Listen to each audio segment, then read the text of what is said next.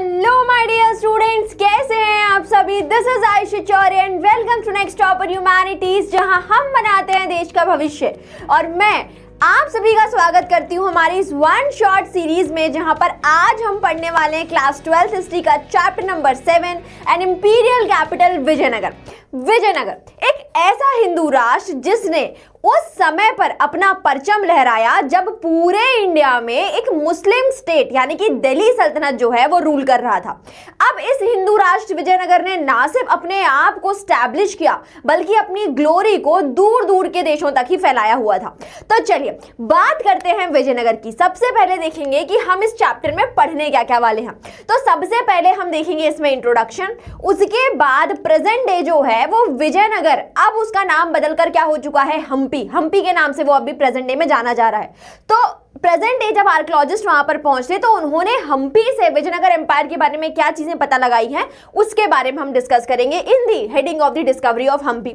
उसके बाद बात होगी इनके पॉलिटिकल एडमिनिस्ट्रेशन की, तो द राया नायकाज एंड सुल्तान्स की हम बात करेंगे। उसके बाद जो विजयनगर सिटी है उस सिटी में कौन कौन सी बिल्डिंग्स मिली हैं, क्या उसका एडवांस है, वो सारी चीजें हमने देखनी है। उसके बाद बात होती है रॉयल सेंटर्स की, जहां पर राजा रह रहे हैं और राजा की सुख सुविधाओं के लिए कौन कौन सी चीजें वहां पर बनवाई हुई हैं उसकी बात होगी। Then we will talk about the sacred centre की, भाई विजयनगर में मंदिर निर्माण जो है, टेंपल बिल्डिंग जो है वो कैसे कि सबसे इंपॉर्टेंट पार्ट था उनके कल्चर का, उसके बारे में हम बात करेंगे। देन बात होगी the plotting places, temples and the bazaars, और लास्ट में हम उन क्वेश्चंस की बात करेंगे जो अभी तक अनआंसर्ड हैं, यानी कि वो स्कोप प्रोवाइड करता है आप जैसे फ्यूचर हिस्टोरियंस को, जिनकी मदद से अभी भी विजयनगर के कई सारे जो अनसुलझे पहलू हैं उन्हें सुलझाने की। चलिए तो अब यहां से हम स्टार्ट करते हैं हमारा चैप्टर। सबसे पहले बात करेंगे इंट्रोडक्शन की। So in this chapter we will learn about the Vijayanagara. Vijayanagara शब्द क्या बताता है बेटा? शब्द का मतलब होता है द सिटी ऑफ विक्ट्री, एक ऐसा नगर जो विजय जो है वो उसकी पहचान है, मतलब कि द सिटी ऑफ विक्ट्री। अब विजयनगर दोनों चीजों का नाम है, मतलब कि जो एम्पायर है, जो स्टेट है उसका नाम भी विजयनगर है, और जो उसकी कैपिटल सिटी है उसका नाम भी यहां पर विजयनगर है। तो अगर हम बात करें कि विजयनगर कब स्टैब्लिश हुआ, यानी कि अगर हम उसके फाउंडेशन की बात करते हैं तो विजयनगर स्टैब्लिश होता है 14th सेंचुरी में। विजयनगर जिसका मतलब होता है द सिटी ऑफ विक्ट्री, मतलब कि एक ऐसा नगर जिसमें विजय जो है वो उसकी पहचान है। अब विजयनगर की अगर हम बात करें तो भाई विजयनगर जो है उस एम्पायर, उस स्टेट का भी नाम है, और साथ ही साथ जो उनकी कैपिटल सिटी है उसका नाम भी विजयनगर होता है। ठीक है, तो यहां पर आप मेरे पीछे मैप देख रहे हैं जिसमें आपको पूरा की पूरा जो विजयनगर एम्पायर है वो दिख रहा है, उसकी लोकेशन दिख रही है, और साथ ही साथ अगर आप उसके कैपिटल सिटी की बात करेंगे तो वो भी यहां पर लोकेटेड है। उसके बाद अगर हम बात करें कि विजयनगर बना कब उसका फाउंडेशन हुआ, सो विजयनगर स्टैब्लिश होता है 14th सेंचुरी में। ठीक, अब इसको किसे बनाया, कैसे बना, पूरी जो कहानी है वो अभी हम आगे जाकर पढ़ने वाले हैं। ठीक, अब अगर हम इसके ज्योग्राफिकल एक्सटेंट की बात करें तो विजयनगर एम्पायर की जो नॉर्दर्न बाउंड्री है वो रिवर कृष्णा जो है वो यहां पर फॉर्म कर रही है। ठीक है, यहां पर रिवर कृष्णा हुई, और उसका अगर हम साउदर्न एक्सटेंट देखेंगे तो वो पूरा जो टिप ऑफ द पेनिनसुला है यहां तक जो है पूरा की पूरा विजयनगर एम्पायर जो है वो एक्सपांडेड है। ठीक है, तो यहां से हमने विजयनगर एम्पायर की लोकेशन देख ली। अब वन बाय वन जो है हम इसके बारे में कई सारी चीजें जो हैं वो धीरे धीरे करके पढ़ने वाले हैं। चलिए आगे देखें। तो अगर बात करें कि भाई विजयनगर अगर उस समय का इतना पावरफुल एम्पायर था तो आज हम विजयनगर को क्यों नहीं जानते, या आज विजयनगर को अगर हम बात करें तो वो हमें क्यों नहीं दिखता? वो ऐसा इसीलिए क्योंकि विजयनगर का एक समय पर डाउनफॉल हुआ, उसका डिक्लाइन हुआ। कब हुआ और वो किस वजह से हुआ तो उसकी बात करते हैं। तो 1565 में यहां पर एक बैटल होती है जिसका नाम होता है द बैटल ऑफ ताडीकोटा, बाणीहट्टी या फिर राक्षस तंगड़ी। अब होता यह है कि भाई 1565 में ये जो बैटल हुई इसमें विजयनगर एम्पायर और दूसरी तरफ जो बहमनी सुल्तान है उन दोनों के बीच में एक बहुत बड़ा वॉर होता है, और उस वॉर में विजयनगर जो होता है वो हार जाता है, और जिसकी वजह से जो पूरा की पूरा विजयनगर सिटी है उसे रूइन कर दिया जाता है, वो एक सैक किया जाता है। ठीक है। तो the city was sack and deserted. अब अगर हम उस समय से अगर हम आगे के समय की बात करें तो 17th-18th सेंचुरी में जब ब्रिटिश आए तो ब्रिटिश ने वापस से इस एरिया पर अपना एक्सकावेशन जो है वो करना शुरू किया, ठीक। तो उसके बाद बात हुई कि इसका रिवाइवल कब हुआ। तो अगर हम इसके रिवाइवल की बात करें तो in the 17th and 18th century this area is known as the Hampi. अब इसे किस नाम से जाना जा रहा है? इसे हम्पी के नाम से जाना जा रहा है। और अगर हम हम्पी की बात करें तो ये नाम कहां से आया? ये नाम आता है उस समय या उस रीजन की जो लोकल मदर गॉडेस है जिनका नाम क्या था? पंपा देवी। तो पंपा देवी के नाम से ये नाम ओरिजिनेट हुआ है हम्पी। और आज भी हम सभी जानते हैं कि भाई हम्पी जो है वो वर्ल्ड हेरिटेज साइट है, हमारे यहाँ पर एक यूनेस्को साइट है, ठीक है। और कई सारे जो आर्टिस्टिक मार्वल्स जो हैं वो यहाँ पर हम हम्पी में देखते हैं, ठीक है। तो इसी तरीके से आज के समय पर हम विजयनगर एम्पायर को जानते हैं।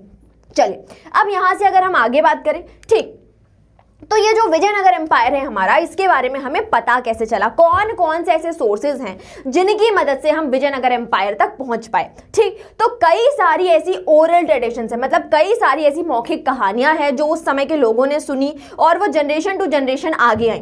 तो कई सारे ऐसे ओरल ट्रेडिशंस हैं, उनके थ्रू हमें विजयनगर एम्पायर के बारे में पता चला। उसके साथ साथ यहाँ से आर्कियोलॉजिकल फाइंड्स, मतलब कि अगर आप हम्पी जाएंगे, उस एरिया को विजिट करेंगे तो यहाँ पर आपको ढेर सारे मॉन्यूमेंट्स मिलेंगे, इंस्क्रिप्शंस मिलेंगे, जिसकी मदद से भी हम हम्पी से विजयनगर तक पहुंच पाए। उसके बाद अगर बात हो रिकॉर्ड्स की, ठीक, तो कई सारे, अगर हम बात करें विजयनगर रूलर्स की, तो उन्होंने कई सारे अपने जो रिकॉर्ड्स थे उन्हें मेंटेन किया और उसकी मदद से भी हम विजयनगर एम्पायर के बारे में बहुत सारी चीजें जान पाए थे, ठीक है। तो यहां पर आपको दिख रहा है एक वॉल के बारे में, और वो वॉल क्या बता रहा है? So this is a part of a stone wall that was built around the city of the Vijayanagar, ठीक है। तो ये कई सारे आर्कियोलॉजिकल एविडेंसेस जो हैं जो हमें धीरे धीरे विजयनगर एम्पायर तक पहुंचाए, ठीक है। चलिए अब यहां पर अगर हम आगे देखें तो चलिए अब बात करते हैं द डिस्कवरी ऑफ हम्पी की, ठीक है। तो इसमें अगर हम बात करें कि जो मेजर कंट्रीब्यूशन था वो था कॉलोनियल कॉलिन मैकेंजी का, ठीक। कॉलोनियल कॉलिन मैकेंजी जो कि एक इंजीनियर और एक एंटीक्वेरियन थे, कहां पर? इंग्लिश ईस्ट इंडिया कंपनी में। अब आप सोच रहे होंगे कि भाई एंटीक्वेरियन का क्या मतलब है? एंटीक्वेरियन एक ऐसा पर्सन होता है जो सर्च करता है अबाउट द रेयर ऑब्जेक्ट्स या फिर एंटीक ऑब्जेक्ट्स, ठीक। अब जब ये इंडिया आए तो इन्होंने हम्पी से 1800 में इसके कई सारे जो रूइंस है उन्हें लाइमलाइट में लेकर आए और उसके बाद पता चला कि भाई पुराने समय पर यहां पर जो था एक बहुत ही शानदार शहर जो है वो इस जगह पर पहले लोकेटेड था, ठीक। अब अगर हम इनकी और बात करें तो भाई he was the first person who prepared the first survey map of the India and he was also known as the first surveyor general of India, ठीक है। क्यों? क्योंकि भाई कॉलिन मैकेंजी जो थे उन्होंने पूरे इंडिया की अगर हम बात करें तो उसे सर्वे किया और उसके लिए मैप बनाया, ठीक। और उस मैप की मदद से ही आगे जाकर जो ब्रिटिश एम्पायर है उसने इंडिया को और अच्छे तरीके से रूल किया था, ठीक। तो अब अगर हम बात करें कि यहाँ पे कॉलिन मैकेंजी जो हैं उन्हें इन चीज़ों के बारे में पता कैसे चला, तो सबसे पहले अगर जो उन्हें इनिशियल इंफॉर्मेशन मिली थी वो कहाँ से मिली थी? वो उन्हें मिली थी विरूपाक्षा टेम्पल जो था। अगर आप हम्पी जाएंगे तो वहाँ पर एक विरूपाक्षा मंदिर है, ठीक। अब कौन है विरूपाक्षा, ये सारी कहानी हमने आगे जाकर पढ़नी है, ठीक है। तो यहाँ पर एक मंदिर है, वो पहुंचे हम्पी, वहाँ पर उन्होंने एक मंदिर देखा जिसका नाम था विरूपाक्षा मंदिर। उस विरूपाक्षा मंदिर के जो पंडित जी थे, जो प्रीस्ट थे, उनसे उन्हें जो पूरा हम्पी शहर है, जो पूरा विजयनगर एम्पायर है, उसके बारे में कई सारी स्टोरीज जो हैं वो सुनी उन्होंने। और यहां से उन्हें पता चला कि भाई ये शहर जो है, जो अभी मुझे एक तरीके से अगर आप बोल सकते हो कि खंडरों के जैसे दिख रहा है, पुराने समय पर अगर मैं 13-14 सेंचुरी की बात करूं तो वहां पर भव्य शहर जो है उस तरीके से ये एरिया यहां पर उस समय पर डेवलप था, ठीक। तो यहां पर बताया गया था in from the memories of the Virupaksha temple and the shrines of the lord Pampa Devi, ठीक है। जो पंपा देवी हैं उनके जो श्राइन्स है उससे भी उन्हें कई सारी इंफॉर्मेशन पता चली।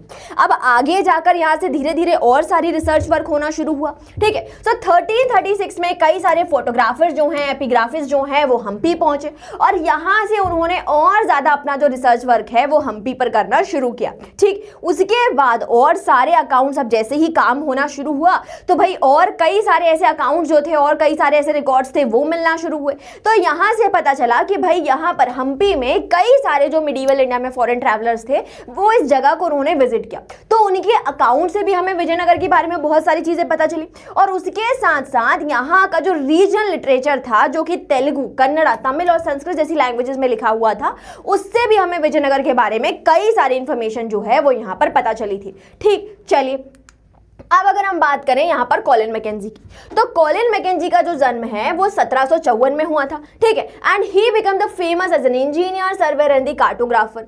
1815 में he was appointed as the first surveyor general of India, ठीक। और जिस पोस्ट पर वो उनकी डेथ तक यानी कि 1821 तक वो रहे हुए थे। अब यहाँ पर उनका काम था कि वो कई सारी जो लोकल हिस्ट्रीज थी और जो सर्वे है हिस्टोरिक साइट्स का उसको करें। क्यों करें भाई, क्या जरूरत है उसे? इसलिए करें ताकि जो ब्रिटिशर्स हैं वो इंडिया के लोकल गवर्नेंस के बारे में बहुत अच्छे से समझ सके, यहाँ की पॉपुलेशन के बारे में बहुत अच्छे से समझ सके, यहाँ के कल्चर और कस्टम के बारे में बहुत अच्छे से समझ सके।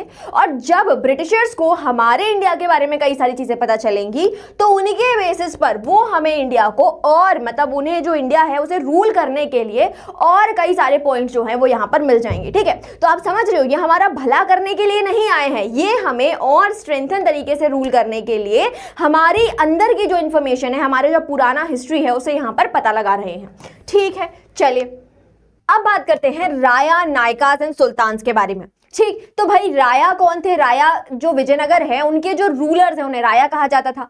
उसके बाद हुए नायक्स यानी कि विजयनगर के जो फ्यूडरीज हैं उन्हें नायक कहा जाता था।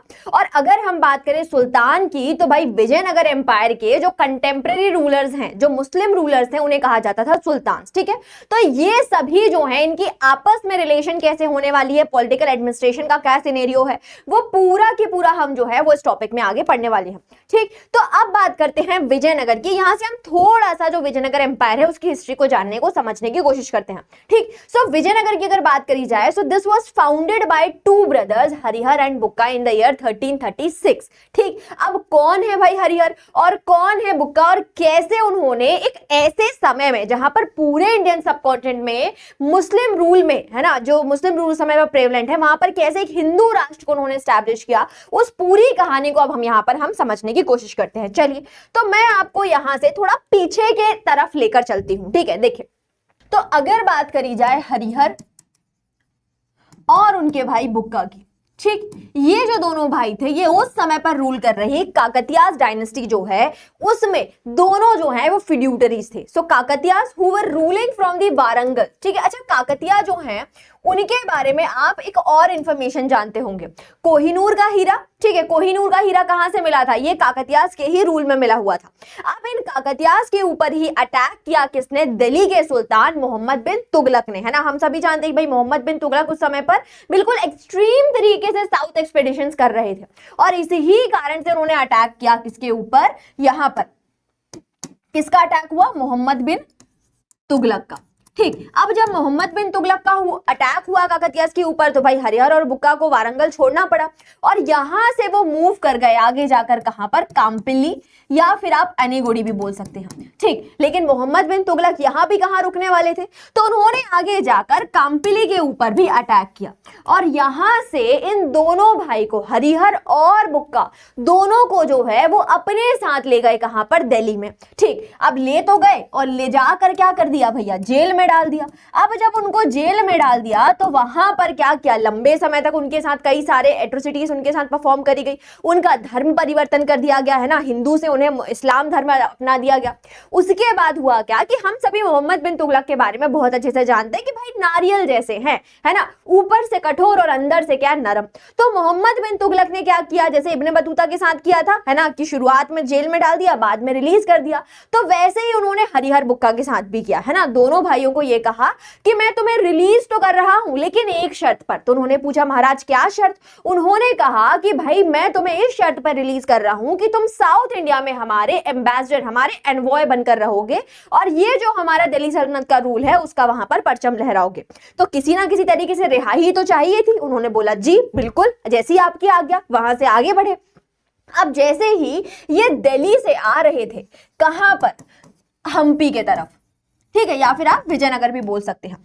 तो जब ये दिल्ली से हम्पी की तरफ आ रहे थे तो यहां पर इनकी मुलाकात होती है गुरुजी से, है ना। ये गुरुजी दिख रहे हैं आपको। गुरु कौन है? ये है गुरु विद्यारण्य। उस समय पर जो वेल्लोर का श्रृंगेरी मठ था उसमें गुरु विद्यारण्य जो थे वो वहां पर रहा करते थे। अब जब वो यहाँ पर हरिहर और बुक्का से मिले तो उन्होंने उन्हें समझाया कि देखिए आप जो हैं, आप दोनों भाई जो हैं वो काफी स्ट्रॉन्ग है और अगर आप चाहें तो इस समय पर ये डेक्कन सुल्तान जो है, क्योंकि वो क्या डेक्कन सुल्तान नहीं, दिल्ली के जो सुल्तान है वो काफी वीक पड़ रहे हैं। तो अगर आप चाहें तो रिवोल्ट कर सकते हैं और यहां पर एक हिंदू राष्ट्र की जो है वो स्थापना कर सकते हैं।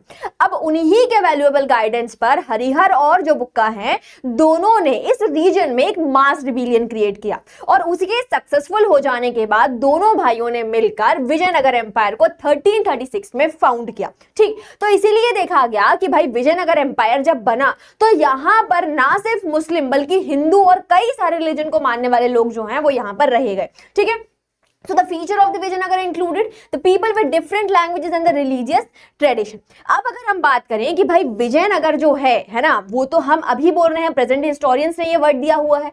अगर हम विजयनगर की बात करें तो वो लोग जो है वो उस समय पर अपने राज्य को क्या कहते थे?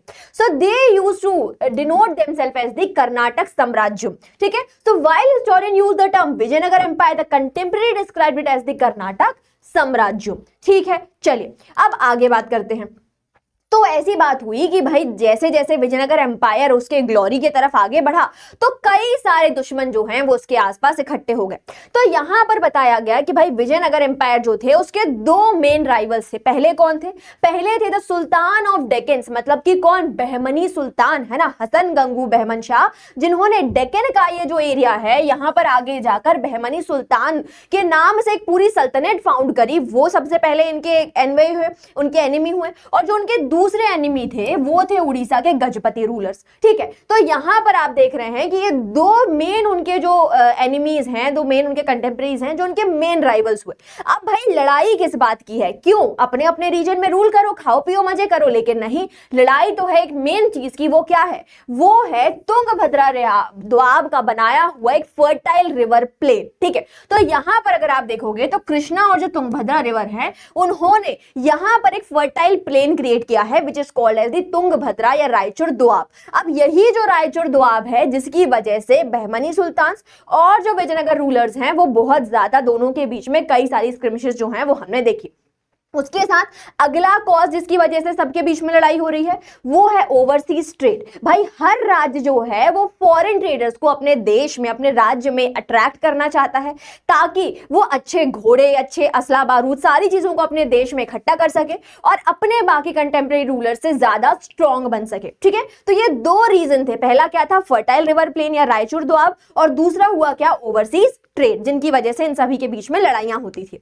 ठीक, अब आगे अगर हम बात करें विजयनगर एम्पायर की तो भाई विजयनगर के जो रूलर्स हैं they borrowed the architectural style through the interaction between the neighbouring states. ठीक है, अगर आप विजयनगर देखेंगे, हम्पी देखेंगे, तो यहां पर जो आर्किटेक्चर बना हुआ है उसमें आपको सिर्फ हिंदू रिलीजन के आर्किटेक्चरल फीचर्स नहीं मिलेंगे बल्कि आसपास के कई सारे जो वहां पर मुस्लिम हो गए, है ना, या फिर आप बोल सकते हो कि फॉरेन ट्रेडर्स हो गए, उन सभी के अलग अलग जो इंटरेक्टिव सेशंस है, जो एक नई कला निकली, उसकी कई सारे फीचर्स जो हैं वो यहां पर देखने को हमें मिले। उसके साथ साथ अगर हम और बात करें तो भाई ये वो रीजन है, विजयनगर अब एक ऐसे रीजन पे, एक ऐसी जगह पर स्टैब्लिश हुआ है जहां पर पुराने समय से कई सारी ऐसी डायनेस्टीज रूल कर रही थी जिन्होंने कई सारे आर्किटेक्चरल मार्वल्स को क्रिएट किया, जैसे कि काकतियाज, होयसल, चोला, पांड, ये सभी यहां पर रूल कर रहे थे। ठीक है, so they borrowed the concept and the building techniques from their predecessors such as the Cholas in the Tamil Nadu and the Hoysalas in the Karnatakas. ठीक है, तो अगर हम बात करें Brihadeeswara temple at the Thanjavur, जो किसने बनवाया हुआ था, है ना, यहाँ पे चोल रूलर्स ने बनवाया हुआ था। वेल्लोर में चनकेश्वरा टेंपल बनवाया हुआ था। तो इन्हीं सभी टेंपल्स के, इन्हीं सभी मॉन्यूमेंट्स के आर्किटेक्चरल फीचर से इंस्पायर्ड होकर विजयनगर के रूलर्स ने यहाँ पर और अपना इनोवेशन किया और ये जो टेंपल बिल्डिंग की जो स्टाइल है उसे एक न्यू हाइट की तरफ वो आकर लेकर चले गए थे। ठीक है, चलिए अब अगर हम बात करें कि ये सभी जो कंटेम्परेरी रूलर्स हैं इनकी आर्मी के कुछ एक स्पेशल फीचर हैं जिनकी वजह से इन्हें गजपति, नरपति और अशुपति कहा जा रहा है। ठीक है, तो अगर हम बात करें गजपति की, तो गजपति कौन है बेटा? गजपति हैं कलिंग के रूलर्स। ठीक है, so this means the lord of elephant. So this name was given to the ruling lineage that was very powerful in the Odisha in the 15th century. ठीक, उसके बाद बात हुई डेक्कन सुल्तान्स की। तो डेक्कन सुल्तान्स के पास क्या था? उनके पास घोड़े ज्यादा तादाद में थे, इस कारण से उन्हें अशुपति कहा गया। और अगर विजयनगर के रूलर्स की बात करें तो क्योंकि उनकी आर्मी में जो सोल्जर है, जो ह्यूमन है, वो ज्यादा थे, इस कारण से उन्हें क्या कहा गया? उन्हें नरपति या फिर द लॉर्ड ऑफ मेन कहा गया। ठीक, चलिए अब बात करते हैं the Kings and the traders के बीच में कि कैसे इन दोनों के बीच में कॉम्प्लीमेंट्री रिलेशन जो है वो स्टैब्लिश हुई। ठीक, तो अगर हम बात करें मिडीवल इंडिया की, तो उस समय पर जो इस्लामिक रूलर्स इंडिया में रूल कर रहे थे, उन्होंने अपने साथ लेकर आए हुए थे कैवलरी की टेक्निक। ठीक है, अब उस समय पर हुआ ये कि भाई जो भी मिलिट्री वॉरफेयर होता था उसमें सबसे ज्यादा इंपॉर्टेंस दी गई किसे? कैवलरी को। अब कैवलरी अगर आपको चाहिए है तो उसके लिए किसकी जरूरत है? हॉर्सेस की। और हॉर्स जो थे वो इंडिया में शुरुआत से नहीं पाए गए। तो अगर आपको अपनी आर्मी को स्ट्रॉन्ग बनाना है तो उसके लिए आपको घोड़े चाहिए, लेकिन घोड़े आएंगे कहां से? तो भाई शुरुआत का जो समय है उस समय पर घोड़ों को इंपोर्ट किया गया from the Arabia and the central Asian regions. ठीक है, अब जिस किंगडम के पास जितने अच्छे घोड़े उसकी आर्मी उतनी ज्यादा स्ट्रॉन्ग, और उसकी मदद से वो अपने राइवल किंगडम जो है उसे हराने में कहीं ना कहीं सक्षम था। ठीक, अब हुआ क्या?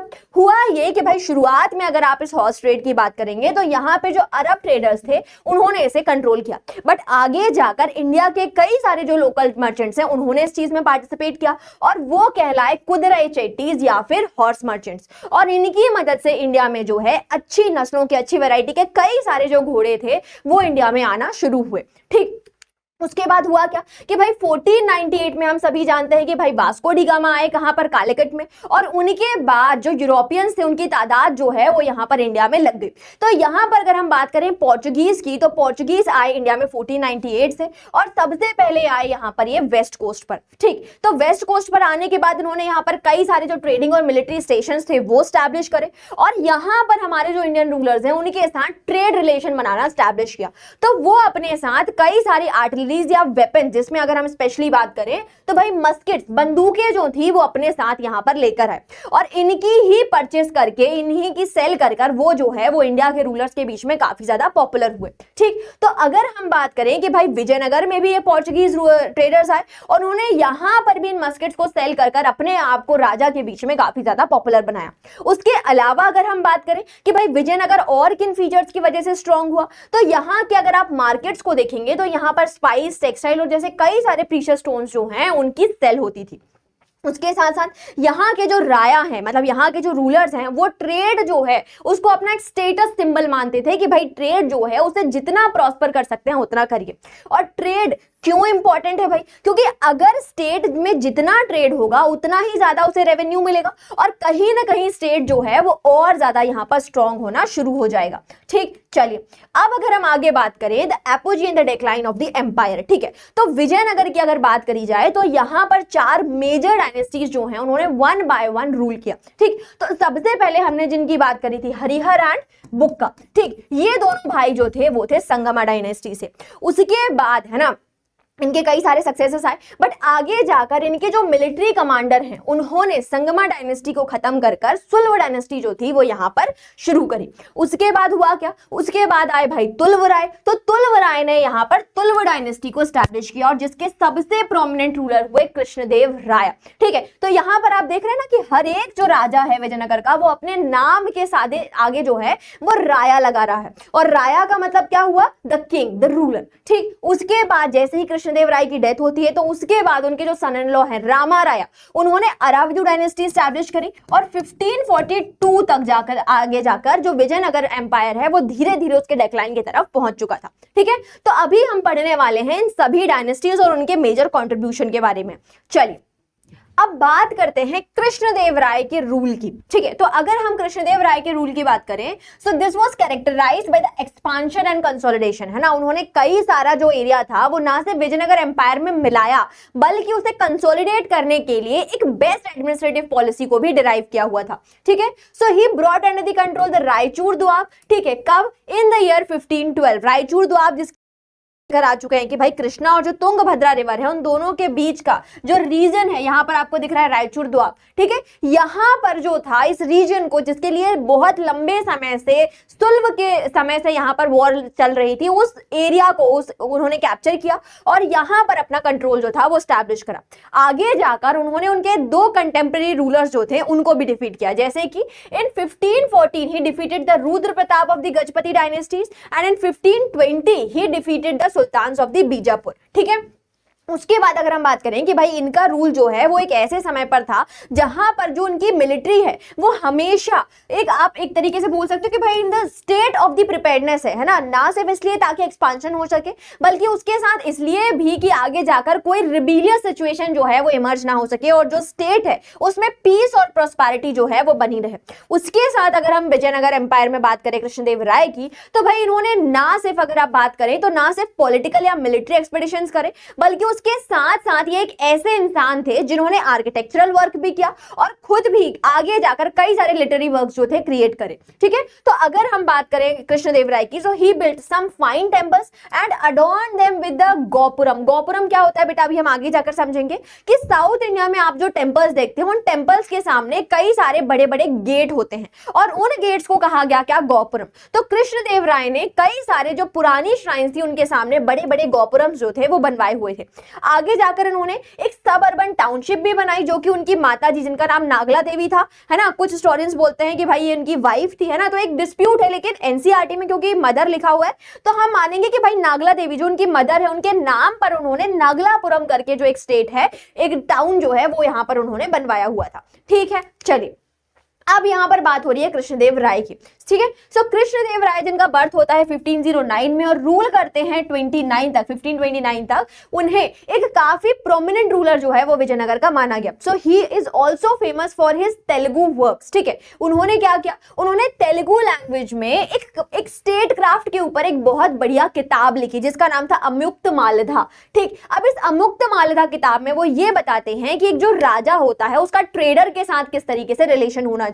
ठीक है, तो यहां पर कृष्णदेव बताते हैं कि भाई जो राजा होता है उसको अपने जो हार्बर्स हैं उसे इंप्रूव करने चाहिए ताकि उसके जो स्टेट है उसमें कई सारे तरीके के जो सामान है वो इंपोर्ट हो सके, जैसे कि elephant, precious James, sandalwood, pearls और कई सारे आर्टिकल्स। उसके साथ उन्होंने क्या बताया कि भाई एक राजा जो है उसे अपने स्टेट को ट्रेडर्स फ्रेंडली रखना चाहिए ताकि जब भी कोई ट्रेडर वहां से पास हो, so in the situation of the storms, illness and the exhaustion, ये जो ट्रेडर्स हैं ये उनके स्टेट में आए और यहां पर अच्छी हॉस्पिटैलिटी पाकर वो खुश हो जाए। ठीक है, उसके साथ वो क्या बोल रहे हैं कि भाई जब इस तरीके से ट्रेडर्स आएंगे तो वो अपने साथ best quality of the elephants और हॉर्सेस लेकर आएंगे, जिससे उनका स्टेट जो होगा वो उनके कंटेम्परेरी राइवल्स के मुकाबले काफी ज्यादा स्ट्रॉन्ग होगा। और साथ ही साथ क्या होगा कि भाई ट्रेड होगा तो अच्छा खासा प्रॉफिट जो होगा वो भी यहां पर उन्हें मिल जाया करेगा। ठीक है, चलिए अब हुआ क्या, होता यह है कि भाई कृष्णदेव राय ने जब तक रूल किया तब तक तो विजयनगर की सिचुएशन बहुत बढ़िया थी,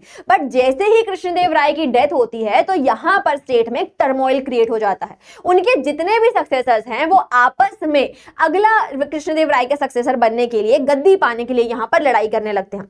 सो after the death of the Krishnadeva Raya in the 1529 the successor faced and created a problem. उसके साथ साथ जो उनके फ्यूडरीज हैं जिन्हें हम क्या कह रहे हैं, नायक। ठीक है, so the Nykaa also known as the military chief, उनमें से भी कई सारे नायक्स ने अब क्या करना, रिबेल करना शुरू कर दिया और सभी जो हैं वो अपने इंडिपेंडेंट किंगडम स्टैब्लिश करना चाह रहे हैं। ठीक, अब हुआ कि आगे जाकर यहां पर बहमनी सुल्तान जो है वो इंटरवीन करते हैं और आगे जाकर 1542 में उनके जो सन इन लॉ है रामा राया, उन्होंने क्या किया, वहां पर अरावली डायनेस्टी को स्टैब्लिश किया जो आगे जाकर यहां पर 17th सेंचुरी तक विजयनगर एम्पायर को रूल कर रहे हैं। ठीक है, बट होता यह है कि भाई वही रामा राया जिसे डेक्कन के सुल्तान ने राजा बनाया है, वही कैसे किस तरीके से उन्हीं डेक्कन के सुल्तान के साथ एक वॉर लड़ता है उसकी हमने कहानी देखी है।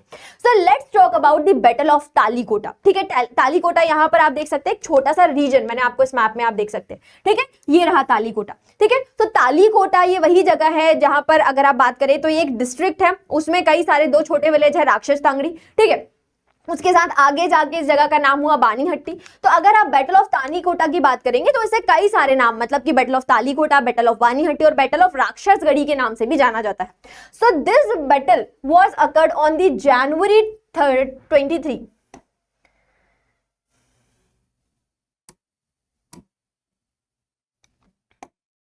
occurred in the year January 23, 1565। अब होता क्या है इस बैटल में कि भाई रामा राया जो होते हैं वो विजयनगर के मिलिट्री लीडर होते हैं और उन्हें ये लगता है कि जो डेक्कन के सुल्तान है, जो बहमनी सुल्तान है, क्यों ना मैं इन सभी अगर बहमनी सुल्तान को आपस में एक दूसरे से अगर मैं लड़ाई करवा दूं तो ये सभी बहमनी सुल्तान जो है वो वीक हो जाएंगे और उसकी मदद लेकर, उसका सहारा लेकर मैं जो हूं वो विजयनगर के साथ साथ और भी कई सारे नए एरियाज को कैप्चर कर सकता हूं। So due to this adventurous policy of the Rama Raya, अब ये सभी सुल्तान जो हैं उन्हें जब इस पूरी कंस्पिरेसी के बारे में पता चला तो वो सभी इकट्ठे हो जाते हैं, एक साथ हो जाते हैं और उन्होंने यहां पर अपनी एक यूनियन बनाई और मिलकर ये सभी जो हैं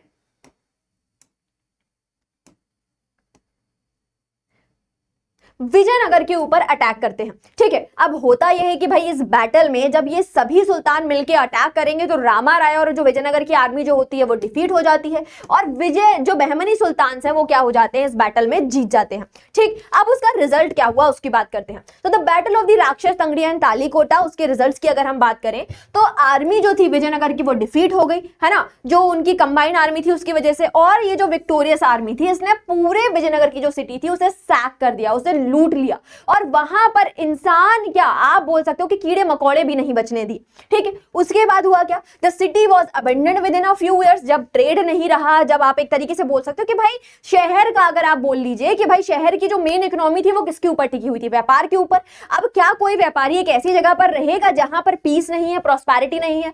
तो हुआ ये कि यहां से धीरे धीरे क्या हुआ, जब टर्मोइल क्रिएट हुआ तो ट्रेडर्स भागने शुरू हुए और धीरे धीरे जो सिटी थी वो अबैंडन होनी शुरू हो गई। अब हुआ ये आगे जाकर कि जो अराविडू डायनेस्टी के जो सक्सेसर्स हैं उन्होंने आगे जाकर क्या किया, they shifted their capital in the east, है ना। तो उन्होंने सबसे पहले पेनुकोना से रूल करना शुरू किया और आगे जाकर चंद्रगिरी हिल्स जो है नियर तिरुपति, वहां से इन्होंने रूल करना शुरू किया। ठीक है, तो यहां पर आप मैप में भी देख सकते हैं। ठीक, तो शुरुआत में जो उनकी कैपिटल थी वो ये थी विजयनगर और जैसे ही बैटल ऑफ तालीकोटा हुआ, पूरा टर्मोइल हुआ, तो अब जो है ये लोग यहां से शिफ्ट हो गए कहां पर, चंद्रगिरी के तरफ, और यहां से उन्होंने 17वीं सेंचुरी तक क्या किया, रूल करना शुरू किया। ठीक है, चलिए अब बात करी जाए the relationship between the sultan and the Rayas. ठीक है, तो ऐसा नहीं था कि भाई सुल्तान और जो राया हैं दोनों के बीच में हमेशा ही लड़ाई झगड़ा होता रहता था। बहुत समय ऐसा भी था जहां पर दोनों के बीच में कॉर्डियल रिलेशन भी होता था। ठीक है, so they were not always hostile despite their religious differences, है ना। हुआ क्या कि दोनों जो हैं उन्होंने एक दूसरे के जो सक्सेशन डिस्प्यूट्स हैं उनको रिजॉल्व करने में बहुत ज्यादा कंट्रीब्यूट किया था। ठीक है, तो जब कृष्णदेव राय की अगर हम बात करें so he was also known as establisher of the Yavana kingdom. ठीक है, कि बहमनी सुल्तान के बीच में जब सक्सेशन को लेकर लड़ाइयां हो रही थी तो कृष्णदेव राय ने इस चीज को पैसिफाई किया और वहां पर एक सक्सेसर के थ्रू वहां पर उन्होंने यवन किंगडम को स्टैब्लिश किया। अब यवन कहां से आ गए भैया, यवन तो अभी तक ग्रीक्स को बोल रहे थे।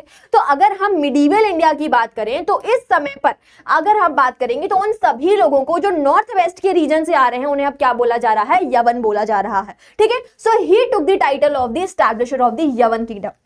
अब वैसा ही अगर आप बात करें तो बहमनी सुल्तान ने भी किया कि जब कृष्णदेव राय की डेथ होती है और उनके जो सक्सेसर्स हैं उनके बीच में लड़ाई शुरू हो जाती है कि अगला राजा कौन बनेगा, अगला राया कौन बनेगा, तो यहां पर जो बहमनी सुल्तान है, जो सुल्तान ऑफ द बीजापुर जो है, उन्होंने क्या किया, उन्होंने वहां पे स्टेबिलिटी को इंश्योर किया, पूरी जो वॉर थी उसको खत्म किया, है ना, लोगों के बीच में पैसिफाई की सिचुएशन जो थी वो स्टार्ट करी। और इस तरीके से हमने देखा कि भाई दोनों जो है सुल्तान और जो राया है दोनों के बीच में कॉर्डियल रिलेशन भी स्टैब्लिश करती थी। But this was only due to the adventurous policy of the Rama Raya कि इस तरीके से वॉर हुई और विजयनगर जो था उसका अस्तित्व ही मिट गया। ठीक है, चलिए आगे देखें। चलिए तो अब बात करते हैं the Nayakas in the Vijayanagara empire की। ठीक है, तो जब विजयनगर एम्पायर जो था वो उसके इनिशियल स्टेट में था तो उस समय पर रीजन पर रूल करने के लिए एक इनडायरेक्ट मोड ऑफ एडमिनिस्ट्रेशन जो है वो रूल किया जाता था। मतलब कि क्या कि भाई रूल करने के लिए कई सारे फिड्यूटरीज जिन्हें क्या कहा जाएगा, Nayak, who were also act as the military chief जो है, उनकी तरीके से जो एडमिनिस्ट्रेशन था वो मैनेज किया जाता था। ठीक है, अब होता क्या था भाई, जो नायक था इनका काम होता था कि भाई to exert the power and control over the force and had the arm supporters. ठीक है, मतलब क्या हुआ कि भाई जो नायक थे इनके पास अपना एक छोटा सा एक मिलिशिया हुआ करता था और उसके साथ साथ ये जो अपने किले होते थे उनके ऊपर निगरानी रखा करते थे, उनकी सुरक्षा करते थे। उसके साथ ये देखा गया कि जो नायक थे इनके साथ हमेशा एक ग्रुप ऑफ पीसेंट्स होता था जिनको लेकर वो एक जगह से दूसरी जगह मूव करते रहते थे in the search of the fertile land. ठीक है, अब जैसे उन्हें फर्टाइल लैंड मिला वो उस जगह पर सेटल हो गए, वहां पर उन्होंने अपनी आर्मी बनाई और उस जगह पर लंबे समय तक वो रहना शुरू कर देते थे। ठीक, आगे जाकर ये देखा गया कि भाई ये जो नायक थे ये कौन सी लैंग्वेज बोल रहे हैं, ये तेलुगु और कन्नड़ लैंग्वेज में बोला करते थे। अब शुरुआत में तो ये देखा कि जनरली जब राया स्ट्रांग है, जब किंग स्ट्रांग है, तो उस समय पर सभी नायक जो थे वो एक तरीके से उसके कंट्रोल में थे, एक पीस और प्रोस्पेरिटी की सिचुएशन हुआ करती थी। बट जैसे ही नायक जो राया हुए वो वीक हुए, तो जनरली ये जो नायक होते थे दे ऑफन रिबेल्ड, और इसके कारण उन्हें कई बार जो किंग होते हैं, जो राया होते हैं, उनके मिलिट्री एक्शंस को भी फेस करना पड़ा।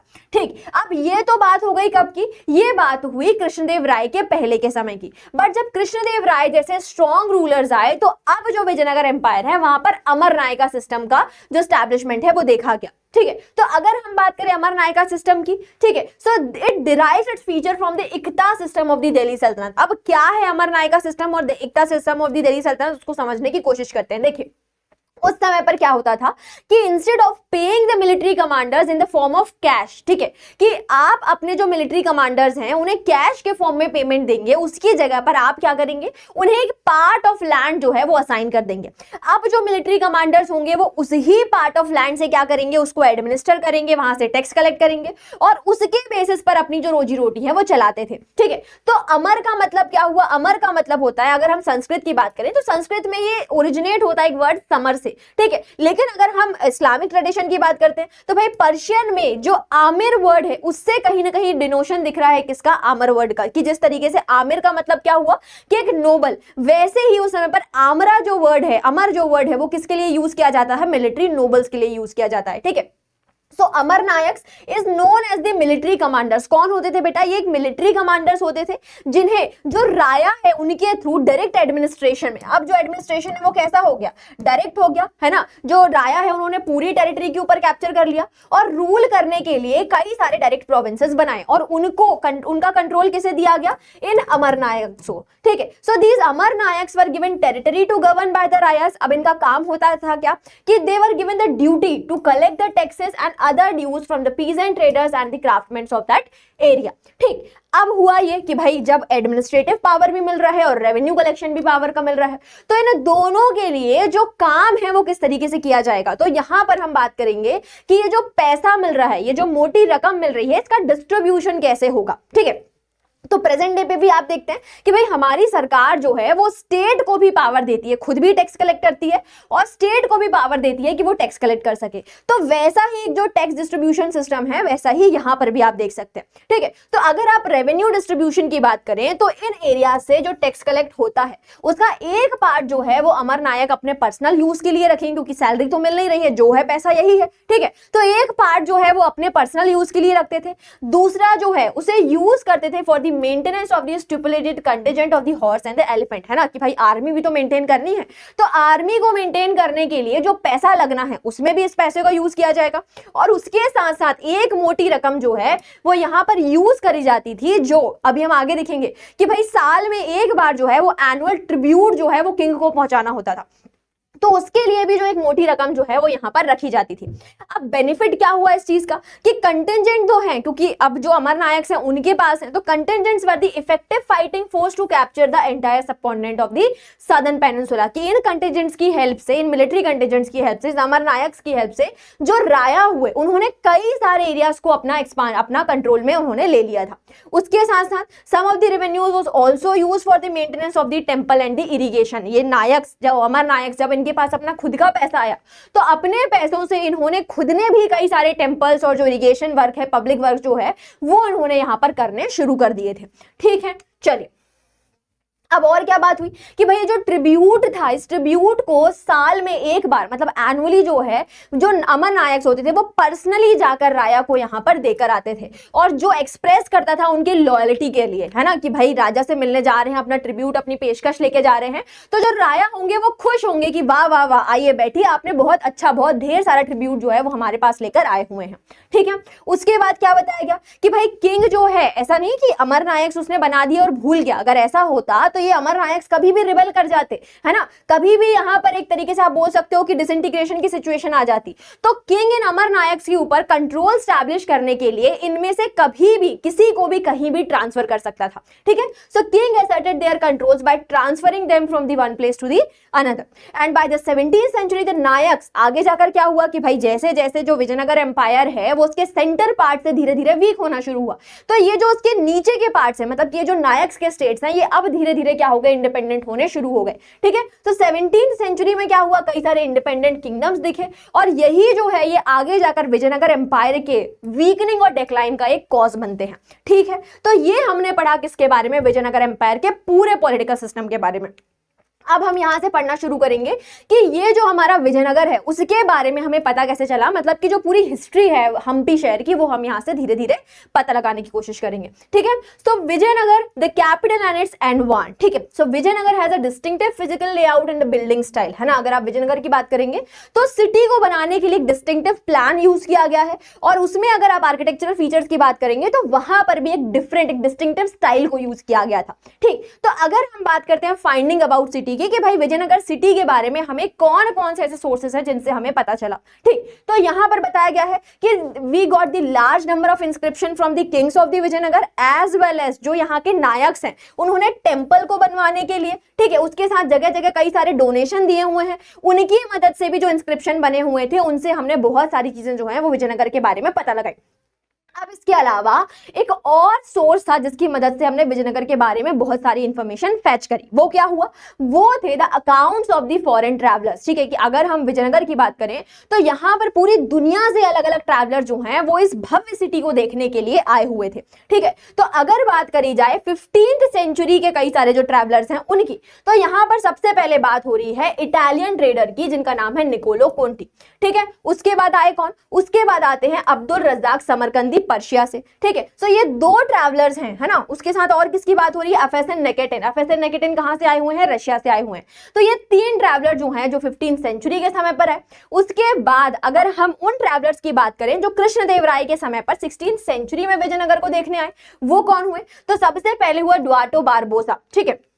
डुआर्टो बारबोसा, डोमिनिगो पेस और फर्नाओ नेनिस, ठीक है। तो ये जो तीन ट्रैवलर्स हैं, ये जो पोर्चुगीज ट्रैवलर हैं, ये यहाँ पर ट्रेड के पर्पस से विजयनगर एम्पायर को देखने आते हैं और यहाँ पर आकर इस सिटी का जो डिस्क्रिप्शन है वो अपने अकाउंट्स में लिखते हैं, ठीक है। तो अगर बात करी जाए डोमिनिगो पेस की, उन्होंने हमें विजयनगर के बारे में क्या बताया है, यहाँ पर हम पढ़ते हैं। So this is an excerpt from the Domingo Paes description of the Vijayanagara. अब यहाँ पर वो क्या देखते हैं कि भाई जब मैं जमीन के ऊपर खड़ा हुआ हूं तो यहां से मुझे ये शहर नहीं दिख पा रहा है, क्यों, क्योंकि भाई शहर तो पहाड़ियों से घिरा हुआ है और इतना बड़ा शहर है कि एक नजर में मैं पूरा शहर देख भी नहीं सकता। तो मुझे क्या करना पड़ा, वो बताते हैं कि इसके लिए मुझे एक पहाड़ी के ऊपर, एक हिल के ऊपर चढ़ना पड़ा और उस हिल से जब मैंने देखा तब मुझे ये पूरा शहर देखने को मिला, ठीक है। अब जब वो देखते हैं तो यहां पर उन्होंने देखा कि भाई कई सारी सेवरल रेंजेस थी। उन्होंने देखा कि अगर मैं सिटी को देखता हूं तो ये सिटी मुझे एज लार्ज एज रोम सिटी जो है उसके जैसे देखने को मिलती है, ठीक है। यहाँ पर कई सारे ग्रूव्स हैं, ट्रीज के गार्डन्स हैं, है ना, वाटर कंडक्ट है, जो इस शहर को और ज्यादा भव्य और क्या बना रही है, सुंदर बना रही है, ठीक। यहाँ पर आपको कई सारे पैलेसेस मिल जाएंगे, है ना, पाम ग्रुप्स मिल जाएंगे, रिच फ्रूट्स मिल जाएंगे। तो यहाँ पे वो तारीफ कर रहे हैं किसकी, विजयनगर सिटी की, ठीक। चलिए अब बात करते हैं विजयनगर के वाटर रिसोर्सेज के बारे में, ठीक है। तो अगर हम विजयनगर की लोकेशन की बात करें, so it was located on the natural basin of the river Tungabhadra, है ना। जो रिवर तुंगभद्रा है उसका जो नेचुरल बेसिन है उसके ऊपर ये लोकेटेड है। अब अगर हम शहर की बात करें, उसके ज्योग्राफिकल फीचर्स की बात करें, तो भाई ये देखा गया कि विजयनगर सिटी जो है उसके आसपास जो है बड़ी बड़ी लार्ज ग्रेनाइट हिल्स जो है वो उस पूरी सिटी को कवर कर रही हैं। अब जब इलाका जो है वो इस तरीके से पथरीली जमीन पर है तो सीधी बात है कि भाई वाटर फैसिलिटीज किस तरीके से प्रोवाइड करी गई। तो यहां पर बताया गया कि ये जो तुंगभद्रा रिवर है उससे कई सारी स्ट्रीम्स जो हैं वो इस तरीके से फ्लो कर रही थी और उन्हीं स्ट्रीम्स के ऊपर एम्बैंकमेंट बनाए गए जिनसे आगे जाकर कई सारे रिजर्वायर्स बनवाए हुए थे। तो ये जो रिजर्वायर्स हैं, जो टैंक्स हैं, इनकी मदद से पूरी सिटी जो है उसको वाटर सप्लाई होता था, ठीक है। So as city was in the most arid zone, the arrangements were made to restore the rain water, है ना, कि भाई बारिश का जो पानी है उसको स्टोर किया जा सके और साथ ही साथ ये जो रिवर से, तुंगभद्रा रिवर से जो कई सारी स्ट्रीम्स निकल रही हैं उनसे भी टैंक्स बनवाकर, रिजर्वायर्स बनवाकर शहर को वाटर की जो सप्लाई है वो प्रोवाइड करवाई जा सके, ठीक। तो यहां पर बात हो रही है दो वाटर टैंक्स के, मतलब दो यहां पर वाटर रिजर्वायर्स की बात हो रही है। एक हुआ कमलापुरम टैंक और दूसरी हुई हिरिया कैनाल।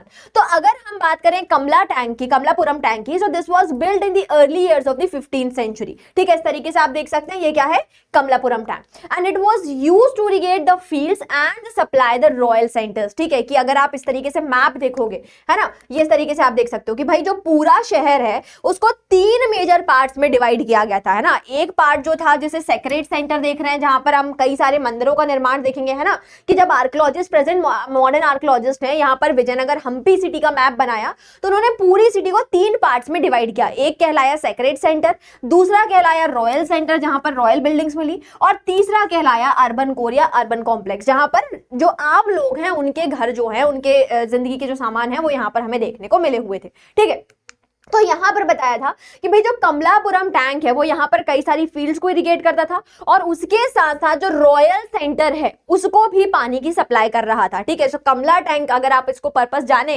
कि भाई किस वजह से क्या यूज था कमलापुरम टैंक के पानी का, कि जो रॉयल सेंटर थे जहां पे राजा और उसका परिवार रहता था, उसके ऑफिशियल्स रहते थे, वहां पर कमलापुरम टैंक से पानी जो है वो 24/7 सप्लाई किया जा सके। उसके बाद अगला वाटर सिस्टम क्या था, वो था हिरिया कैनाल। ठीक है, so this canal was built on the Tungabhadra river. ठीक है, तुंगभद्रा रिवर जो है उसके ऊपर क्या बनाया गया, एक डैम बनाया गया, और उससे कैनाल, जिसे क्या कहा गया, हिरिया कैनाल जो है वो बनाई गई।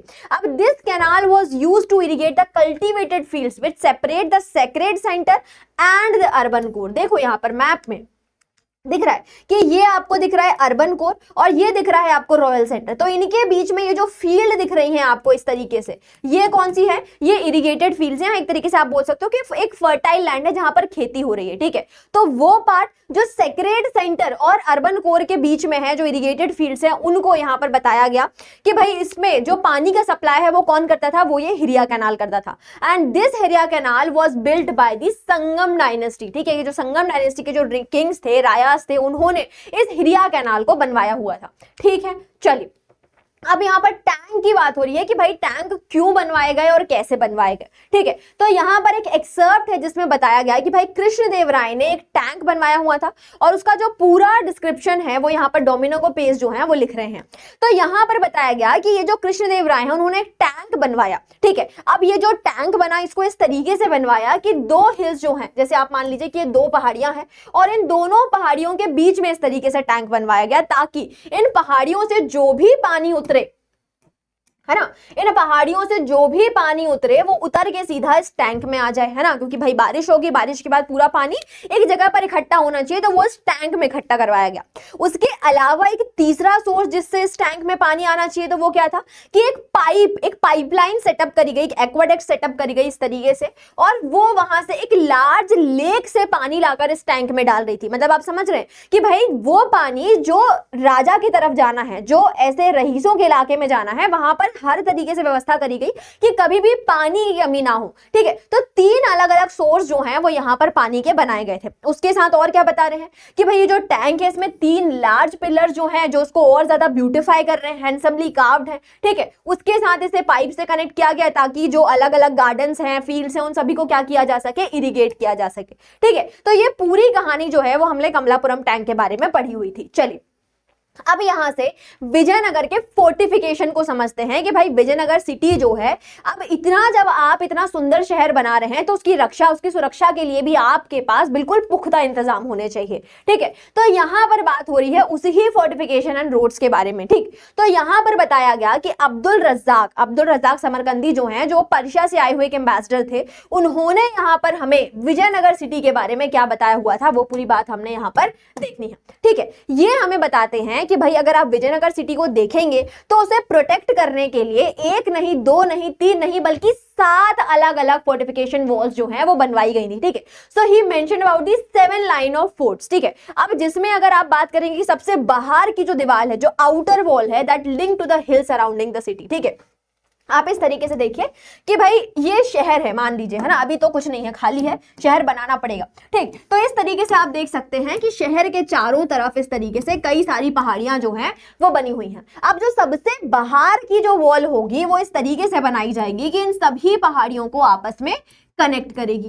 ठीक है, तो एक वॉल तो ये हो गई है ना, 7 दीवारों में से एक दीवार जो थी वो ये हुई। चलिए अब वापस चलें, और क्या बता रहे हैं वो, और वो ये बताते हैं कि अगर हम किले की दीवारों की बात करें तो वो इस तरीके से बनाई गई कि उसमें कोई भी मोर्टार और सीमेंटिंग एजेंट्स का यूज नहीं किया गया। तो भाई कैसे बनाई, फिर बनाई इस तरीके से कि उन पत्थरों को इस तरीके से आप देख रहे हैं कि जोड़ा जा रहा है। कैसे जोड़ा जा रहा है, क्योंकि सारे पत्थर जो हैं वो इस तरीके से वेज शेप्ड है ना, कि एक पत्थर जो है वो अगले पत्थर में अपने आप फंस जाए, और अगर उसको चिपकाने की बात आएगी तो उसके लिए उन्हें अर्थ पैक किया गया विद रबल्स। ठीक है, कि भाई मिट्टी और मिट्टी के साथ जो बारीक कंकड़ होते हैं उनको मिलाकर एक ऐसा मटेरियल बनाया गया जिससे कि उन दीवारों को आपस में पैक किया जा सके। ठीक है, and the square and rectangular bastion were projected outwards. अगर आप इस तरीके से शहर की दीवारों को देखेंगे तो उसमें बेस्टियन बनाए गए। बेस्टियन क्या होते हैं बेटा, कि जो किले होती है उनकी दीवारों में एक बाहर की तरफ निकला हुआ एक पोर्शन होता है जहां पे जनरली तोप वगैरह रखी जाती है कि अगर फॉरेन इन्वेजन हुआ तो आप उसमें प्रोटेक्ट करे जा सके अपने आप को। ठीक है, तो यहाँ पे जो बेस्टियन बनाए गए उस किले की जो बाहरी दीवार है वो जनरली स्क्वायर और रेक्टेंगुलर शेप के हुआ करते थे। ठीक, अब अब्दुल रजाक ने और क्या बताया हुआ है, वो ये बताते हैं इस तरीके से, आप देख रहे हैं कि जो 7 लाइन ऑफ फोर्टिफिकेशन है उसकी बात हो रही है। इस तरीके से 7 दीवारें हैं वो बनाई गई थी। ठीक, अब यहां पर अब्दुल रजाक बात करते हैं कि फर्स्ट सेकंड और थर्ड जो दीवार है उनके बीच में अगर मैं आपको बात करूं तो भाई पहली दीवार के बीच में यहां पर आपको कल्टीवेटेड फील्ड मिल जाएगी, दूसरी में आपको गार्डन मिल जाएंगे, और तीसरी में आपको हाउसेस मिल जाएंगे। अब वैसा ही डिस्क्रिप्शन पेश भी कर रहे हैं, वो भी यही बताते हैं कि from there is a great distance in which the fields in which they saw the rise and have many gardens, much water in which comes from the two lake। ठीक है, तो यहाँ पर पेस भी हमें कुछ ऐसा ही एक सिनेरियो बता रहे हैं जिसमें वो क्या बोल रहे हैं कि भाई जैसे ही आप शहर के मेन गेट से एंटर करेंगे तो वहां से आपको सिटी तक पहुंचने के लिए कई सारी एग्रीगेटेड फील्ड्स दिखेंगी जो वहां पर राइस की खेती होती थी। ठीक है, उसके साथ क्या बताया कि भाई गार्डन्स हैं और इन सभी को इरिगेट करने के लिए कैनाल्स बनाई गई हैं, टैंक्स बनाए गए हैं जिनकी मदद से क्या किया गया, इनको पानी पहुंचाया जा रहा है। ठीक है, तो यहां पर हमें समझ में आ रहा है कि जो विजयनगर के किंग हैं उन्होंने जो एग्रीकल्चरल ट्रैक्ट है उसको भी किले की दीवारों के अंदर ही बांध के रखा हुआ है, घेरा करके रखा हुआ है। ठीक है, तो यहां पर ही हमें पता चला, और कुछ ऐसा ही सिनेरियो है ना जो पेस और यहां पर अब्दुल रजाक बता रहे हैं, ये दोनों पॉइंट जो है वो कोलैबोरेट कर रहे हैं किसके साथ, प्रेजेंट डे आर्कियोलॉजिस्ट के साथ। क्योंकि प्रेजेंट डे आर्कियोलॉजिस्ट ने जो विजयनगर का मैप बनाया उसमें भी हम कुछ ऐसा ही देख रहे हैं, है ना, कि भाई जो सेक्रेड सेंटर है और जो अर्बन कॉम्प्लेक्स है उसके बीच में यहां पर आपको क्या दिख रहा है, इरिगेटेड फील्ड दिख रही है। ठीक है, तो यहां पर बताने की ये कोशिश करी गई है कि भाई ऐसा क्यों था कि विजयनगर के जो किंग्स हैं उन्होंने अपने किले के अंदर ही खेती करवा रहे हैं, क्या ऐसी जरूरत पड़ रही थी। ठीक है, So why the agricultural land was incorporated in the fortified area। देखिए इसको समझने की कोशिश करते हैं। अगर हम मिडीवल इंडिया की बात करें तो वहां पर जो अटैक्स थे वो बहुत ही ज्यादा फ्रीक्वेंट और कॉमन हुआ करते थे। ठीक है, अब उसका जो एक सबसे मेन टेक्निक जो होती थी वो ये है कि भाई आप किसी भी राजा की किले की दीवार के बाहर जाकर खड़े हो जाइए और एक ना एक समय ऐसा आएगा कि अंदर का मतलब किले के अंदर जो है वो राशन पानी खत्म हो जाएगा और अपने आप जो डिफेंडर है वो क्या कर देगा, वहां पर आकर सरेंडर कर देगा। ठीक है, अब यही टेक्नोलॉजी जो है, यही जो आइडिया है, ये कई सारे अटैकर्स ने यूज करा, लेकिन विजयनगर के जो राजास थे उन्होंने यहां पर अपना एक इनोवेटिव आइडिया लगाया। उन्होंने क्या बोला कि भाई हम जो हमारा किला बनाएंगे उस किले के अंदर ही हम एग्रीकल्चर करवाएंगे, है ना, खेती करवाएंगे।